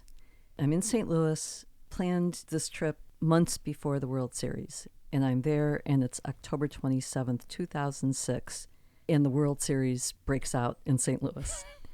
And it's great. I'm staying right on the mall by the Arch and have clear view of the stadium. There's all this pregame activity and thousands of people are milling around. And it's like, okay, we have to go be part of that. So we go walk around. And my first thought, I bet Dan's here. I bet Dan, I think I'm going to walk in we're going to be walking in the crowd and there's going to be Dan. And so we're walking and stopping and having hot dogs and doing the whole thing. And just coincidentally, and I didn't see you, but I had to text you and say, hey, are you by chance in St. Louis? And you're like, oh, no, I wanted to be, but I had, whatever, you had some conflict. But even then, I knew who college. You were. I knew you were at college. I had things to do. But it was a Saturday night. Yeah, I know. But I thought, yeah, this had your name written all over it, the way you would just get in the car and you are now who you were then. Mm-hmm. I had your number. I will never forget where I was when Albert Pujols hit the home run off Brad Lidge in Game 5 of the 2005 NLCS against the Astros, because it was October 17th and the White Sox had clinched the American League pennant the night before when they beat the Angels. So I was watching the National League Championship Series with even greater intent than I already would have, because whoever won that would advance to the World Series to face the Sox. And I was a freshman at Southern Illinois University in Carbondale that year in 2005. And like 10 of us were squished into one dorm room at the end of the hall, sitting on the bed and on the floor and just standing watching the game. And since Carbondale is only a couple hours from St. Louis, most people in Carbondale were Cardinals fans. And a lot of the people who went to Southern Illinois University were from the area. Mm-hmm. So most people at the school were Cardinals fans. So when Pujols hit that home run, that room and our entire dorm just erupted because every other room was also watching the game. And like, it was an exciting thing. Like baseball, it's a shame that the regular season is so long because it's so boring at a certain point. Mm-hmm. And for the most part, you pretty much know who's going to the playoffs. But the playoffs is so much fun to watch every year. And when you get playoffs like the one that we just finished, right, that there are multiple series that are exciting, or, you know, multiple games within a series that go extra innings or just close games. Like, you don't get that in football. You don't get that in basketball. Like, that same level of, it becomes appointment television. Everybody wants to watch, whether they're casual fans or serious fans, or they don't really care. Baseball draws people in when the games matter. And when you have an experience like that in the midst of a group of people who love that team that is like competing for that championship or whatever the case may be, that's something that you just won't forget. So yeah, so the Astros ended up winning that National League Championship Series and then losing to the White Sox. But then the next year, 2006, which is the one that you went to, the Cardinals did make it. And so my freshman year in college, the White Sox win, and I'm a White Sox fan. My sophomore year, the Cardinals end up winning, and everybody else on my floor was Cardinals fans pretty much. So it's just like, all right, college is going great. You know, like the first 2 years, like these teams that we're all great fans of and intently watching the games of have seasons that those teams hadn't had in a while. So yeah, it was a very cool thing. And I, like you said, I thought about going, but you just can't make it work all the time. Right. But one thing I learned from that experience, and we have both carried that forward, is it was just so great to be in that city when they won, and the sky is lit up with fireworks. And at that point, I was inside a hotel room, but looking down and seeing the crowd go crazy all over this fantastic lawn by the arch and everything, you just want to be part of that excitement. Mm-hmm. And it's just such a great feeling to be in that space. Your heart just leaps. And my motto since then has been, if I can be, and I know this is yours too, you know, if I can be in the building when something like that is going to happen, or be in that city, do it. Mm-hmm. You can't always do it. Can't always be inside the building, but even being outside, it's just an amazing thing. And going to your comments about the playoffs, absolutely. I'm not somebody who watches sports religiously, but this year watched a lot of the playoffs and definitely the World Series. Mm-hmm. Did not miss 1 minute. It was fantastic. And of course, I was happy the Dodgers won, but Toronto would have been great too. I don't think you get that in another sport where you're as invested, and it doesn't matter if you haven't watched throughout the season, even if you loosely are aware of what's going on. But when it comes down to playoff time, if you have ever watched baseball, you can sit down and you get it. Mm-hmm. You're in the groove immediately, and that's the beauty of the game. And to our point, before Game 5 started of the 2025 World Series, I turned to you and I said, what are you doing Friday night? Because yes, you did. Toronto is within reasonable driving distance of where we live now in Cleveland. And our scope is pretty wide with that with that comment. But before Game 5 started, I was like, one team is going to have a chance to clinch the World Series that night. Right. It was a 2-2 series. Whoever wins Game 5, they're going to have a chance to clinch. And I work on Friday. I work on Saturday. So the logistics just, it wasn't going to end up working. And tickets were, you know, $1,200, the cheapest one just to get in the door. So that was another deciding factor. But like, it wasn't a deal breaker though. Right. I think if the Dodgers would have won Game 5, we would have considered it more seriously because we would have, yes. Because you wanted to see them clinch in person. Yes, I did. The fact that that's even where our brain goes, I think most people when they're watching an event like that, they're just like, oh, this is fun. And we're thinking like, oh, we could maybe go. Right. Even though it's in another country. Right. Well, you preface that. Do you have a valid passport? Yes. And that is why that answer is always yes, yeah. I do. And you do as well. So we're ready to rock and roll. Yeah. Okay. So what did you think of the Ed Wheatley interview?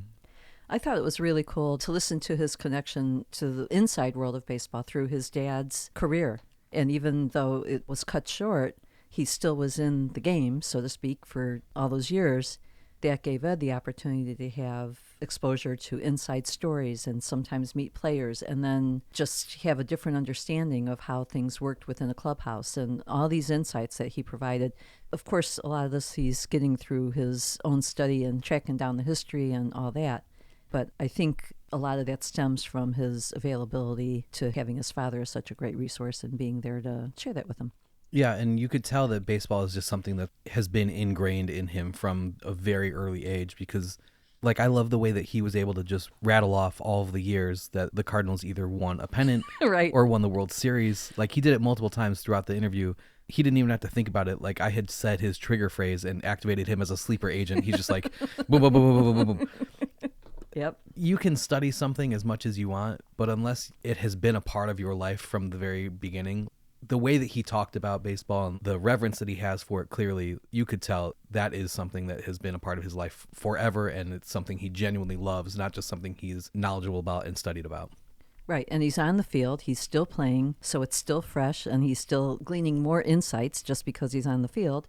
But his wealth of knowledge is still being used to do a film or write a book or give a speech or be part of SABR. Mm-hmm. So he's actively using all that knowledge and sharing it. It's great. It was funny how he mentioned that 1892 was originally considered the start of the Cardinals franchise, which the team celebrated, but then the team changed it to accept the years from the franchise beginning in 1881 after Charles Comiskey, he said, was inducted into the Cardinals Hall of Fame.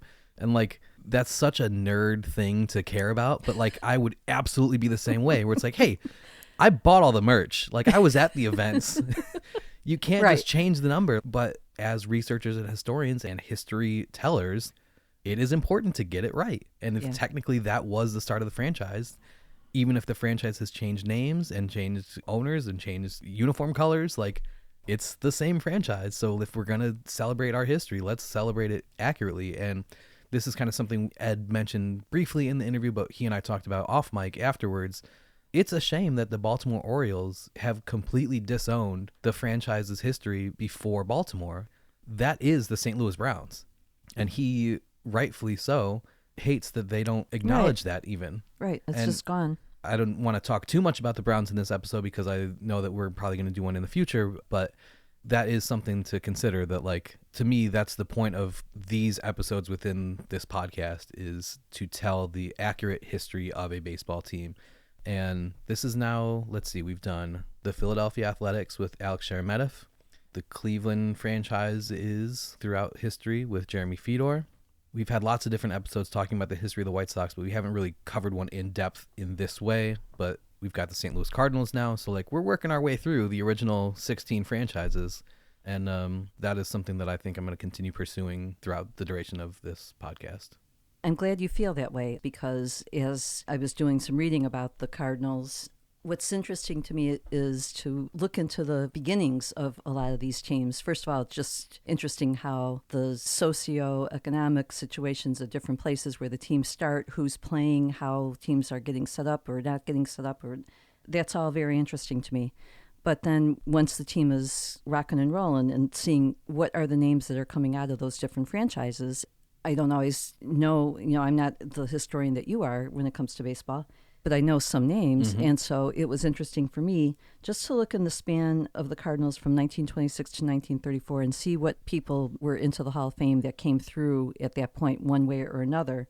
And you have Rogers Hornsby, you have Grover Cleveland Alexander, Dizzy Dean, Leo DeRocher. I'm like, okay, I'm a Chicago girl, Leo DeRocher. I always think of him as Chicago. I know he has life outside of Chicago, but I didn't know he came through St. Louis. Mm-hmm. And I'll tell you, the more I hear about Branch Rickey, the more I want to know about him. Mm-hmm. Every story is really impactful. Today, I learned, okay, he was the guy who had the concept of the farm system for teams. And he was right. It's like he has these big ideas. He has big scope, and he's right. Mm-hmm. I want to know more about that guy. Yeah, we spent a lot of time talking about the players who made up the Gas House Gang Cardinals, especially considered the Gas House Gang in the 1934 season, but we never actually talked about how that term came to be. The team got the nickname the Gas House Gang while they were in New York City playing the Yankees. The Gas House District in New York City is located on Manhattan's Lower East Side and had several large gas tanks in it. The area usually had a foul smell, and the neighborhood was filled with drunks and unruly people along with plenty of vagrants. The New York sports writer stuck the term to the visiting Cardinals team because they arrived to play in their uniforms that were used a few days earlier and hadn't been taken off, and they were rain-soaked after games in Boston. They had no extra uniforms and many times were not even cleaned before they were used again. Even when they were cleaned, they tended to have some spots on them in several areas. The players were not in the best shape, as many didn't shave and some didn't bathe, and most preferred to chew tobacco and spit all over. They continually played stupid pranks on each other like juveniles and spoke with a southern accent, and many of them used improper English when speaking to people. However, the country took notice of their baseball abilities and were fascinated with them, so they were seen as a definite contrast to the uppity Yankees, and that's where the term the Gas House Gang came from. So I know that is a question that I always kind of had, is like, it's just like a very old baseball term, you know? And you've got players with the nicknames that we talked about, Dizzy, Daffy, Ducky, Pop, all these guys. Yep. That's all kind of part and parcel with Cardinals history. Like, all of these weird names, all of these terms, unless you really dig into learning where those come from and why they exist, you just think like, oh, that's crazy Cardinal stuff. That's why we do these episodes, is to tell you where that stuff came from. Yeah, and at the time when they were in their heyday, like really things started for them in 1926. That's the year my dad was born. It's almost 100 years ago. And so when I'm growing up and I hear my dad talk about different things, he was aware of the Gas House Gang and Dizzy Dean and just those names. But I never put that together with the St. Louis Cardinals, so I'm glad I learned today what the Gas House Gang was, who they were, and all that. Mm-hmm. Besides Branch Rickey as being a name that stands out when I hear stories about him, Dizzy Dean was another guy. Mm-hmm. Ed made a comment at one point that we could do a whole episode on him, and absolutely. Even though he lived while I've been alive, I don't remember him, I don't remember seeing him on TV or hearing him. I may have, I just don't recollect. Just read some stories about this guy, and he was a colorful character in all different kinds of stories, and I love hearing about him and his brother pitching simultaneously and working off of each other and gearing each other up. Very interesting. Another story that Ed and I talked about briefly, but I wanted to do a little bit more in depth before we close the chapter on the Cardinals' history. Helen Hathaway Britton's father, Frank Robinson, and Frank's brother, Stanley Robinson, owned the Cardinals. When they passed away, it was her uncle Stanley that passed second. She inherited the team. So that happened in 1911. The other National League owners didn't resent her because she inherited a team when they had bought or built theirs. They resented her because she was a woman, and women didn't belong in baseball whatsoever, let alone as a team's owner. And the thing is, she wasn't a great owner, and the team wasn't really good during the years that she owned the team, despite her best efforts. In 1914, when the Federal League began, St. Louis got a team called the Terriers. So now this is three major baseball teams in St. Louis. You've got the Browns in the American League, you've got the Cardinals in the National League, and you now have the St. Louis Terriers in the Federal League. And the Terriers kind of siphoned fans away from both, but especially the Cardinals, because they weren't doing as well. They weren't as good of a team. So that meant less revenue for an already struggling team when less fans are showing up at your games and buying tickets and buying beer and all these things. So people started offering to buy the Cardinals from Helen Britton, sometimes also including the ownership of the ballpark in their offers. So in February of 1916, a local syndicate offered her $375,000 for the team and the ballpark, which was the equivalent of about $10.8 million today. But she wanted $400,000, not $375,000, so the deal fell through. That was February of 1916. In March of 1917, James C. Jones, now a trustee for the Cardinals, put together a syndicate that began to raise money to buy the team from her. He and Britton agreed on a sale price of $350,000, which is approximately $8.6 million in current terms. And the syndicate paid half of that money to Britton in May of 1917. But again, I just wanted to bring up that, we kind of talked about her in the episode and that the other National League owners didn't love her being a part of the old boys club. And it was because she was a woman. It wasn't, I want to make that clear, they were misogynist men.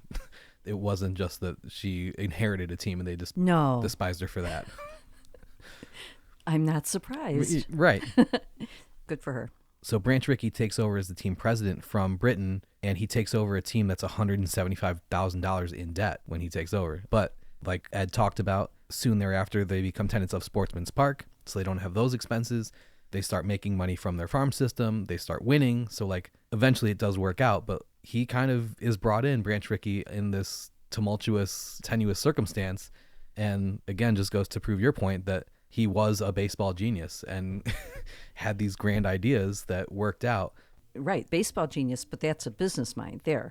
That was one of the Branch Rickey stories today that intrigued me even more about him. he works out this leasing arrangement instead of building another stadium and solves issues. And then we fast forward to 1944 when there's a World Series and the Browns and the Cards are playing each other. And it's a little weird because here you have Stan Musial saying he felt like a visitor in his own stadium, but not really, because everyone's for the Browns because they're the underdogs. And I don't think Branch Rickey anticipated that happening. I also love the idea of the managers having to decide which of them gets to stay in the apartment in their stadium between Luke Sewell of the Browns and Billy Southworth of the Cardinals.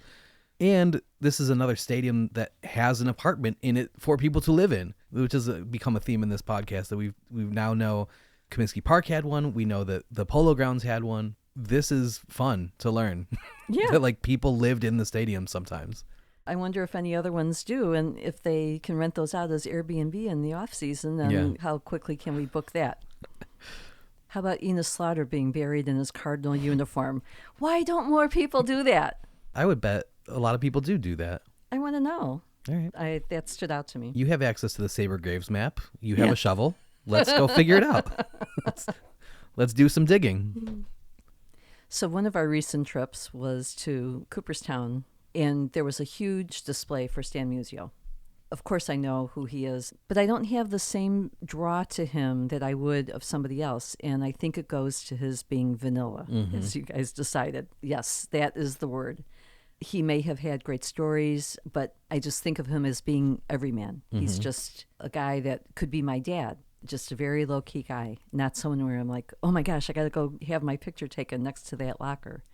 And yet he's one of the greats. So a lot of it comes down to personality and who's the loudest and who's the craziest and having the talent to back it up. Yeah, towards the end of his career especially, he kind of became known as like a statesman of the game. There's pictures during the 1963 season, which was Stan's last season as a player, where it's he and JFK interacting like Kennedy's at games that the Cardinals are playing. Yeah. Stan was born November 21st, 1920, and JFK was born May 29th, 1917. So like he was just about the same age as the president, Right. which you don't think an active baseball player should be.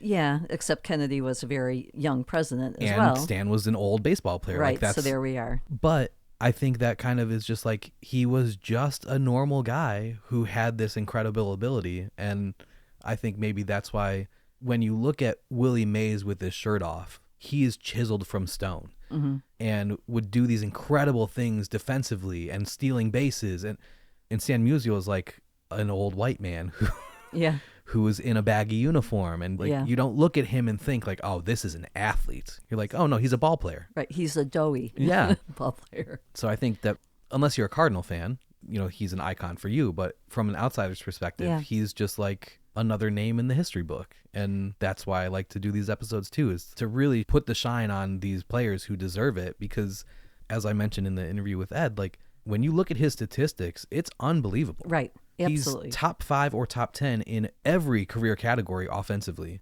He wins all the batting titles. In a 5-year span, they go to 4 World Series. They win 3 of them. And the one season that they didn't go to the World Series was 1945 when Stan wasn't playing because he was in the military. And the team only finished 3 games out from winning the pennant. So with him in the lineup, they absolutely would have gone to the World Series again. And who knows, maybe they would have even won. Absolutely. As Ed mentioned, ESPN comes out with the All-Century team, and initially his name isn't even on it. Right. Like, that's how forgotten he is. And is it because he was a forgettable person, like the human? Probably. That seems to be Ed's contention, too. Yeah, right. And I think there's something to that. I knew he was somebody, and like I said, when I saw the locker in Cooperstown, it's like, great, yes, he deserves this space. But when you look around and you see some of the other personalities in the displays around you, he's the quiet, soft-spoken hero. Another thing that Ed brought up a couple times is that 21% of Hall of Fame inductees in Cooperstown have some tie to St. Louis, either as a member of the Cardinals, the Browns, or a Negro League team in the city. And that is very interesting and impressive, but this is something I also brought up during our interview. A lot of the members who were inducted as Cardinals, or whose tie is to the Cardinals, they might have been inducted as a member of another team, but they played with the Cardinals. They were inducted because of the influence of Frankie Frisch. So let's just take that all with a grain of salt. Like 21% is a huge number, but if 6 or 8 extra guys are inducted, like that's a large percentage of Hall of Famers. So like again, still very impressive, but let's consider the source here and how Frankie Frisch influenced a lot of the Hall of Famers of that era. And that's something that in all the episodes we've done, it all comes down to humanity. Mm-hmm. It's human stories, and you can't take out the human element. There's always a backstory of why something didn't happen or someone didn't get the chance or whatever. So it's human frailty that drives a lot of the things, and that's sometimes it's ugly. In that note, let's go to the Cubs versus the Cardinals rivalry. When Ed was talking about Ken Boyer, who has fantastic stats and was a key guy for St. Louis and wasn't getting into the Hall of Fame on his stats, and then Ron Santo, who for decades, after he hadn't been playing, there was always a big push and a big drive, and Ron Santo was leading all that while he was alive. Mm-hmm. And of course, then he does finally get in. And it's like, okay, what's the backstory to how somebody gets in and somebody doesn't? It's been going on since day one. Mm-hmm. Yeah, but I mean, Santo wasn't inducted during his lifetime, so it's not like he got in immediately. It took decades for him to get in. Yeah. And I think a lot of people consider him a borderline Hall of Famer. Like, there's a pretty good argument for him to not be a Hall of Famer. Right. He was a great player. And I didn't mean to imply that he should have been in right away. Yeah. And I think when he did get in, it was a sentimental vote. Yeah.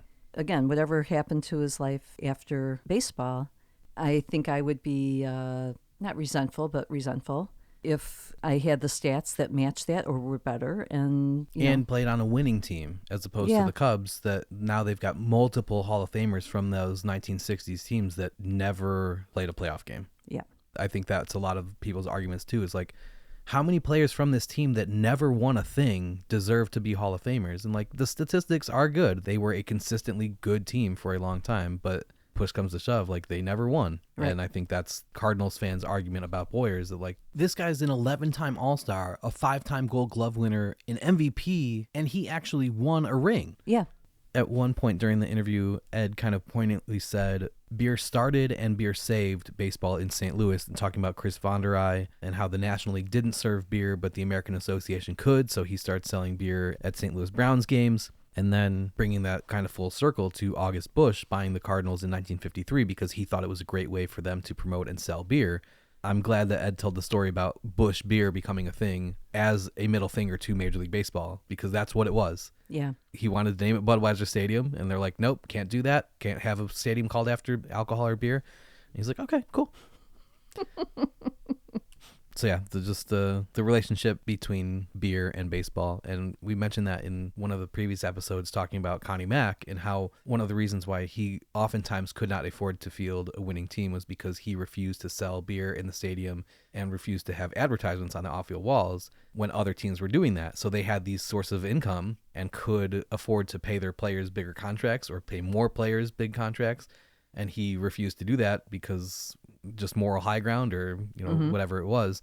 And it's like, okay, well, then you're not going to be able to keep your team that won back-to-back World Series together, because those guys are going to hold out, essentially, because like we talked about in this episode with the reserve clause, they don't really have recourse other than just saying, I'm not going to play. Mm-hmm. And Frank Home Run Baker did that against Connie Mack. But yeah, hearing that story with the Cardinals was interesting to me too. I was really interested to hear the story about Bob Gibson and Tim McCarver. I've always liked Tim McCarver. At first, I wasn't sure where the story was going to go, but I was really happy where the story went. Mm-hmm. I was alive during that time, and it was a very turbulent time and a horrible time.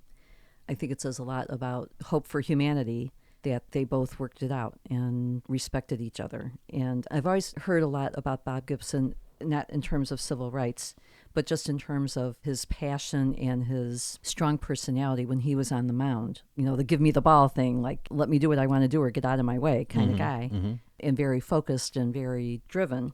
But the next step is, of course, he is someone who's going to push back when he's being discriminated against. And of course, great, that absolutely follows. I like that they worked it through and then basically became role models for how it can be done, because you still have other teammates who might not have been that way, but when you see it in action and you rise above in its humanity, that was a great story to me. Yeah, one of my favorite stories is the 1964 Cardinals team during their team picture day. Do you know this story? Is it Bob Uecker? Yeah. Yeah. Yeah, Bob Uecker and Bob Gibson slyly held hands with each other Right. and didn't tell anybody. Yep. And just played it off. And then they print the photos and they're like, Bob, both come down here. And I think they had to retake the photo because they didn't want that image out there. Right. Again, 1964. So A, you've got the homophobia, but then also you've got the interracial angle of it. All that to say, I think there was more to Bob Gibson, the person, than his cutthroat demeanor and what everybody thought of him on the mound. Right. I think behind the scenes, he probably was a funny guy and had a personality to him if he liked you. Yeah. And that's okay. Yeah. Another kind of parallel that we saw in this episode from another episode is Harry Carey getting the broadcasting job in St. Louis the same way that William Veeck Sr. got the job in the front office with the Cubs, which we talked about in the Mike Veeck episode of the podcast. He publicly calls out the organization. They call him and say, if you think you can do better, then come do better. And he's like, okay, hire me. And then becomes one of the best broadcasters who's ever lived. Yeah. Because he was like, your guy sucks. I can do it better. And they're like, okay. Right. Lots of incredible Harry Carey stories. We almost told one today in the episode, if you can read between the lines. Yeah. But yeah, the mayor of Rush Street in Chicago didn't get his start as a Cubs broadcaster, contrary to what a lot of people believe. Well, first he comes to the White Sox, first of all. Mm-hmm. And that's how I got to know him, was through the White Sox as a broadcaster. Loved him. And then when he went to the Cubs, it was like, oh, really? Mm-hmm. But didn't know anything about St. Louis. And I knew Jack Buck's name, but I just wasn't aware that Harry Carey was the guy or one of the guys in St. Louis. So that was interesting. Yeah, we talked about Harry Carey as the White Sox broadcaster in our Nancy Fausta episode because the two of them kind of reintroduced the tradition of playing Take Me Out to the Ballgame during the 7th inning stretch.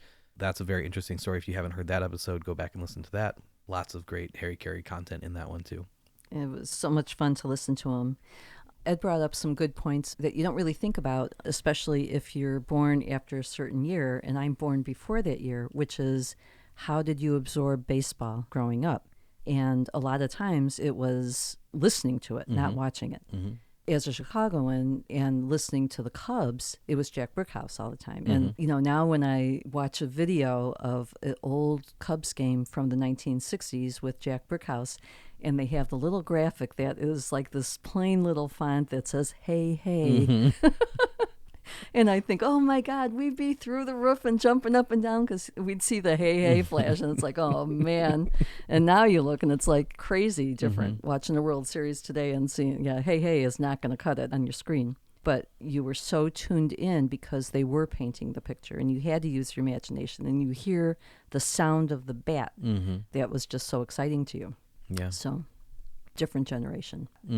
With FDR saying, I need baseball, I need night games, and that's what I was alluding to before when I was talking about how there's so many other factors, historical, socioeconomical, whatever, things that come into affecting baseball and baseball affecting other things, and that's one of them. FDR realizes we need to win this war. It's a war on a global scale, obviously, and it's going to take everybody. And you're coming out of the Depression. He's brought that back.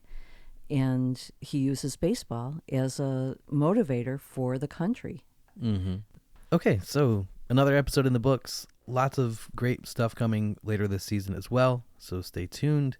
The first episode that came out with Larry Lester and Stephanie Liscio about the Negro Leagues in the 1940s. We will have more Negro Leagues content this season. Some very interesting discussions, so if you're into that sort of thing and you're still listening to this, which we're now 3 hours into this episode... Thanks for being here still. But yeah, there's lots of cool stories happening this season, so stay tuned. And thanks, Mom. Thanks, Dan.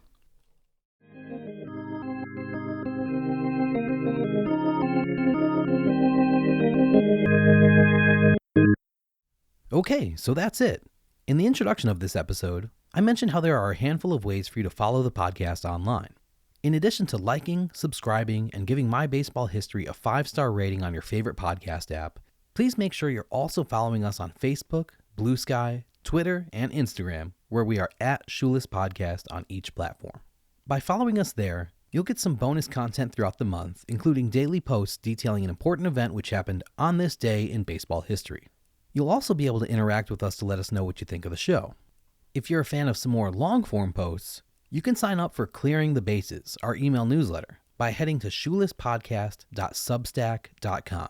We publish 2 newsletters a month, which allow us to talk about lots of things we don't normally talk about on the show. I use that space to talk about the podcast, of course, but I also use it to write about baseball road trips I go on, to publish research I do, and to speak on current events in baseball, all of which are things I don't really do in episodes of My Baseball History. We'll also have giveaway contests that are exclusively for our newsletter subscribers, giving you even more chances to win some cool stuff. Look for a new issue to be published on the second Friday and the fourth Friday of every month. If you have questions about the podcast or research you'd like to contribute to a future newsletter, submit something through the contact form on our website or email us at shoelesspodcast@gmail.com. Before the interview with Ed, I mentioned a trivia question you can answer to win something, and here's how you can do that. First, make sure you're following us on Twitter or Blue Sky at @shoelespodcast. Then, find the pinned post at the top of our profile with the link to the Ed Wheatley episode, which asks this episode's trivia question. The answer to the trivia question was somewhere in the episode you just finished listening to. Quote that post along with your answer, and you'll automatically be entered. We'll pick one person who answered correctly, and they'll win a copy of Ed's book, Baseball in St. Louis, From Little Leagues to Major Leagues. The St. Louis Post-Dispatch named it one of the top 25 books of 2020, and it ranks as number 73 on Book Authority's list of the 100 best baseball books of all time. We'll announce the winner before the next episode of the podcast goes live. You don't have to be the first person to answer, you just have to answer correctly. But make sure you're actually following us on your preferred social media platform or your entry won't be counted. We also do a separate giveaway related to every episode through our email newsletter, and the winner of that contest gets a different prize. So make sure you're signed up for Clearing the Bases, and you'll have a chance to win something else this month too. During the episode, we spoke for a while about Stan Musial and how great he was. But let's dive a little deeper, shall we? As the National Baseball Hall of Fame notes, Stan Musial actually began his pro baseball career as a left-handed pitcher in 1938 after signing with the Cardinals. But while playing in the outfield due to a shortage of players, Musial permanently damaged his throwing shoulder diving for a ball. Stan's manager at the time, Dickie Kerr, suggested that Musial turn to hitting, based on the fact that Musial hit .352 in his part-time outfield duty in 1940. Researcher and friend of the show, Jacob Pomrenke, explains Dickie Kerr's credentials. As a rookie with the Chicago White Sox in 1919, the left-hander pitched and won 2 complete games in the World Series against the Cincinnati Reds. It was a tough feat for any rookie, but it was made even tougher because 8 of his teammates were conspiring to throw that series in what became known as the Black Sox scandal. Kerr was a 21-game winner in 1920 and won 19 more the following year, so he knew what good hitting looked like and what it took to make it in the majors. Dickie Kerr and his wife Cora, quote, took such a shine to the young man, end quote, that they also served as witnesses when Stan and his fiancée Lillian were married in Daytona Beach on May 25, 1940. Musial took Dickie's advice, and in 1941, Stan sailed through the vast Cardinals minor league system before hitting .426 in a late-season call-up with St. Louis. To honor Kerr, whom Stan once called the best friend I've ever had, the Musials named their son Richard, which was Dickie's given name. To say that Stan Musial went on to have a successful career would be technically correct, but it would be a huge understatement. There have been 2,079 players in history who are in the official record books as being credited with playing at least one game as a member of the Cardinals franchise. No one has more than Stan Musial's 3,026 games played in a Cardinals uniform. There have been 1,917 players credited with at least one plate appearance as a member of the Cardinals franchise. No Cardinal has more than Stan Musial's 12,712. There have been 1,907 players credited with at least one at-bat. No Cardinal has more than Stan Musial's 10,972. There have been 1,590 players credited with at least one total base. No Cardinal has more than Stan Musial's 6,134. There have been 1,416 players credited with scoring at least one run. No Cardinal has more than Stan Musial's 1,949. There have been 1,141 players credited with at least one double. No Cardinal has more than Stan Musial's 725. There have been 751 players credited with at least one triple. No Cardinal has more than Stan Musial's 177. There have been 750 players credited with at least one home run. No Cardinal has more than Stan Musial's 475. There have been 1,224 players credited with at least one extra base hit.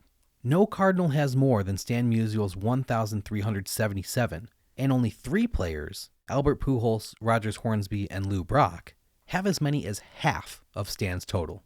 there have been 1,590 players credited with at least one hit. No Cardinal has more than Stan Musial's 3,630. The Cardinals have actually had 6 players who have collected 2,000 or more hits as a member of their franchise, but there's only 3 players in baseball history who have collected more than 3,500 hits with one franchise during the course of their career. Henry Aaron had exactly 3,600 hits for the Braves, Ty Cobb had 3,902 hits for the Tigers, and Stan Musial had 3,630 hits for the Cardinals. Only 8 of the 30 teams have the same player as their franchise's all-time hits leader and all-time home runs leader.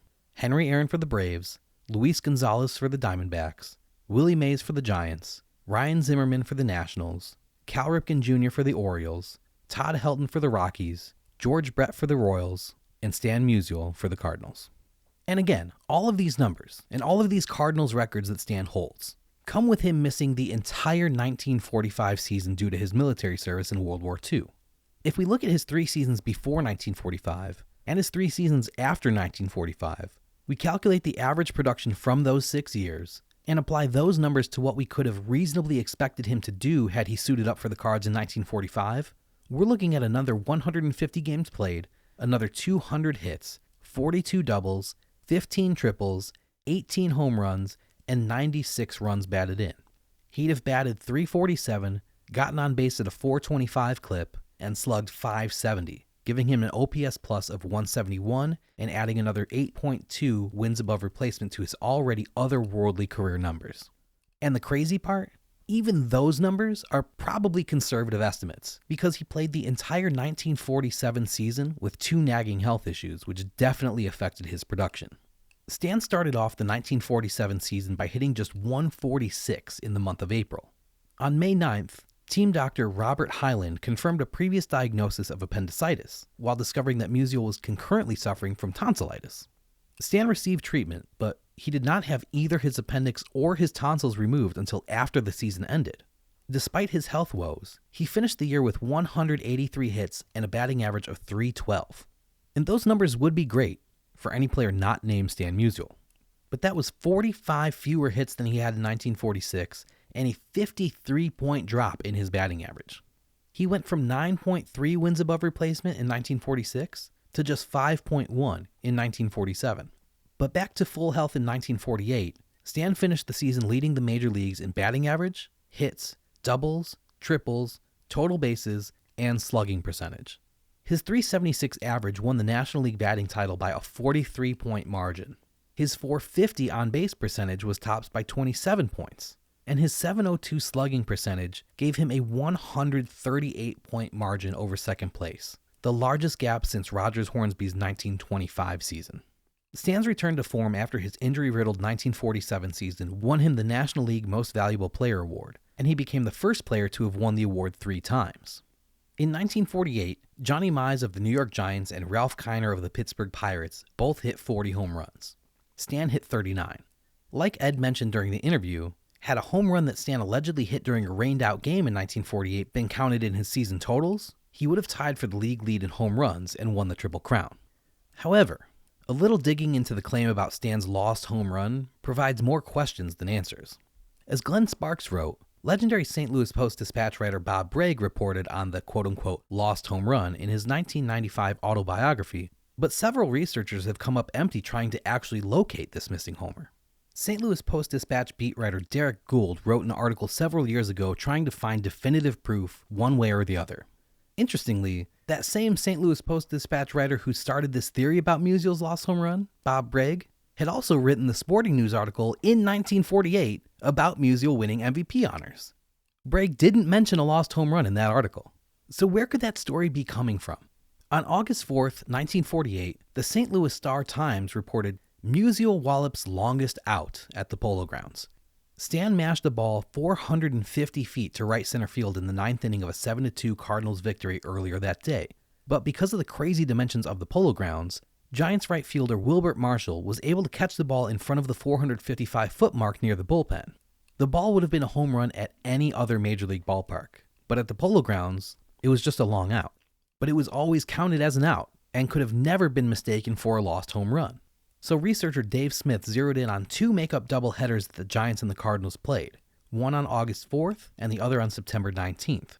Musial slammed a homer in the first game of the August double dip and in the second game of the September twin bill. Smith says, quote, "We have to assign one of the games as the scheduled one and the other as the makeup. I always think of the second one as the makeup, but I've heard from others that apparently the standard is that the first one is the makeup." End quote. So, if Musial did indeed hit a rain-canceled home run, he probably actually hit at least one home run to make up for it.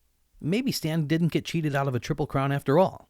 If there genuinely was a missing home run and Stan had won the Triple Crown, leading the league in home runs, runs batted in, and batting average in 1948, he would have been the only player of the 20th century to also lead the league in runs, hits, doubles, triples, and slugging percentage in the same season. That one home run aside, 1948 was a year for the ages by Stan the Man, and just another indication of how truly great he was. Don't forget, it's a huge help when you rate and review My Baseball History wherever you listen to the podcast. 5-star ratings help our show get featured on more people's suggested podcast pages, which means that more people have a chance to discover it. It just takes a couple seconds of your time, but it really helps us a lot. And of course, liking us on social media, interacting with our posts, and sharing things with your friends or family is great too. Feel free to send this episode to anyone in your life who loves baseball or loves the Cardinals. Hopefully they'll enjoy it and maybe they'll even learn a thing or two. But no matter how you choose to support us, even if it's just by listening, we appreciate you being here. Until next time, I'm Dan Wallach, and this is My Baseball History.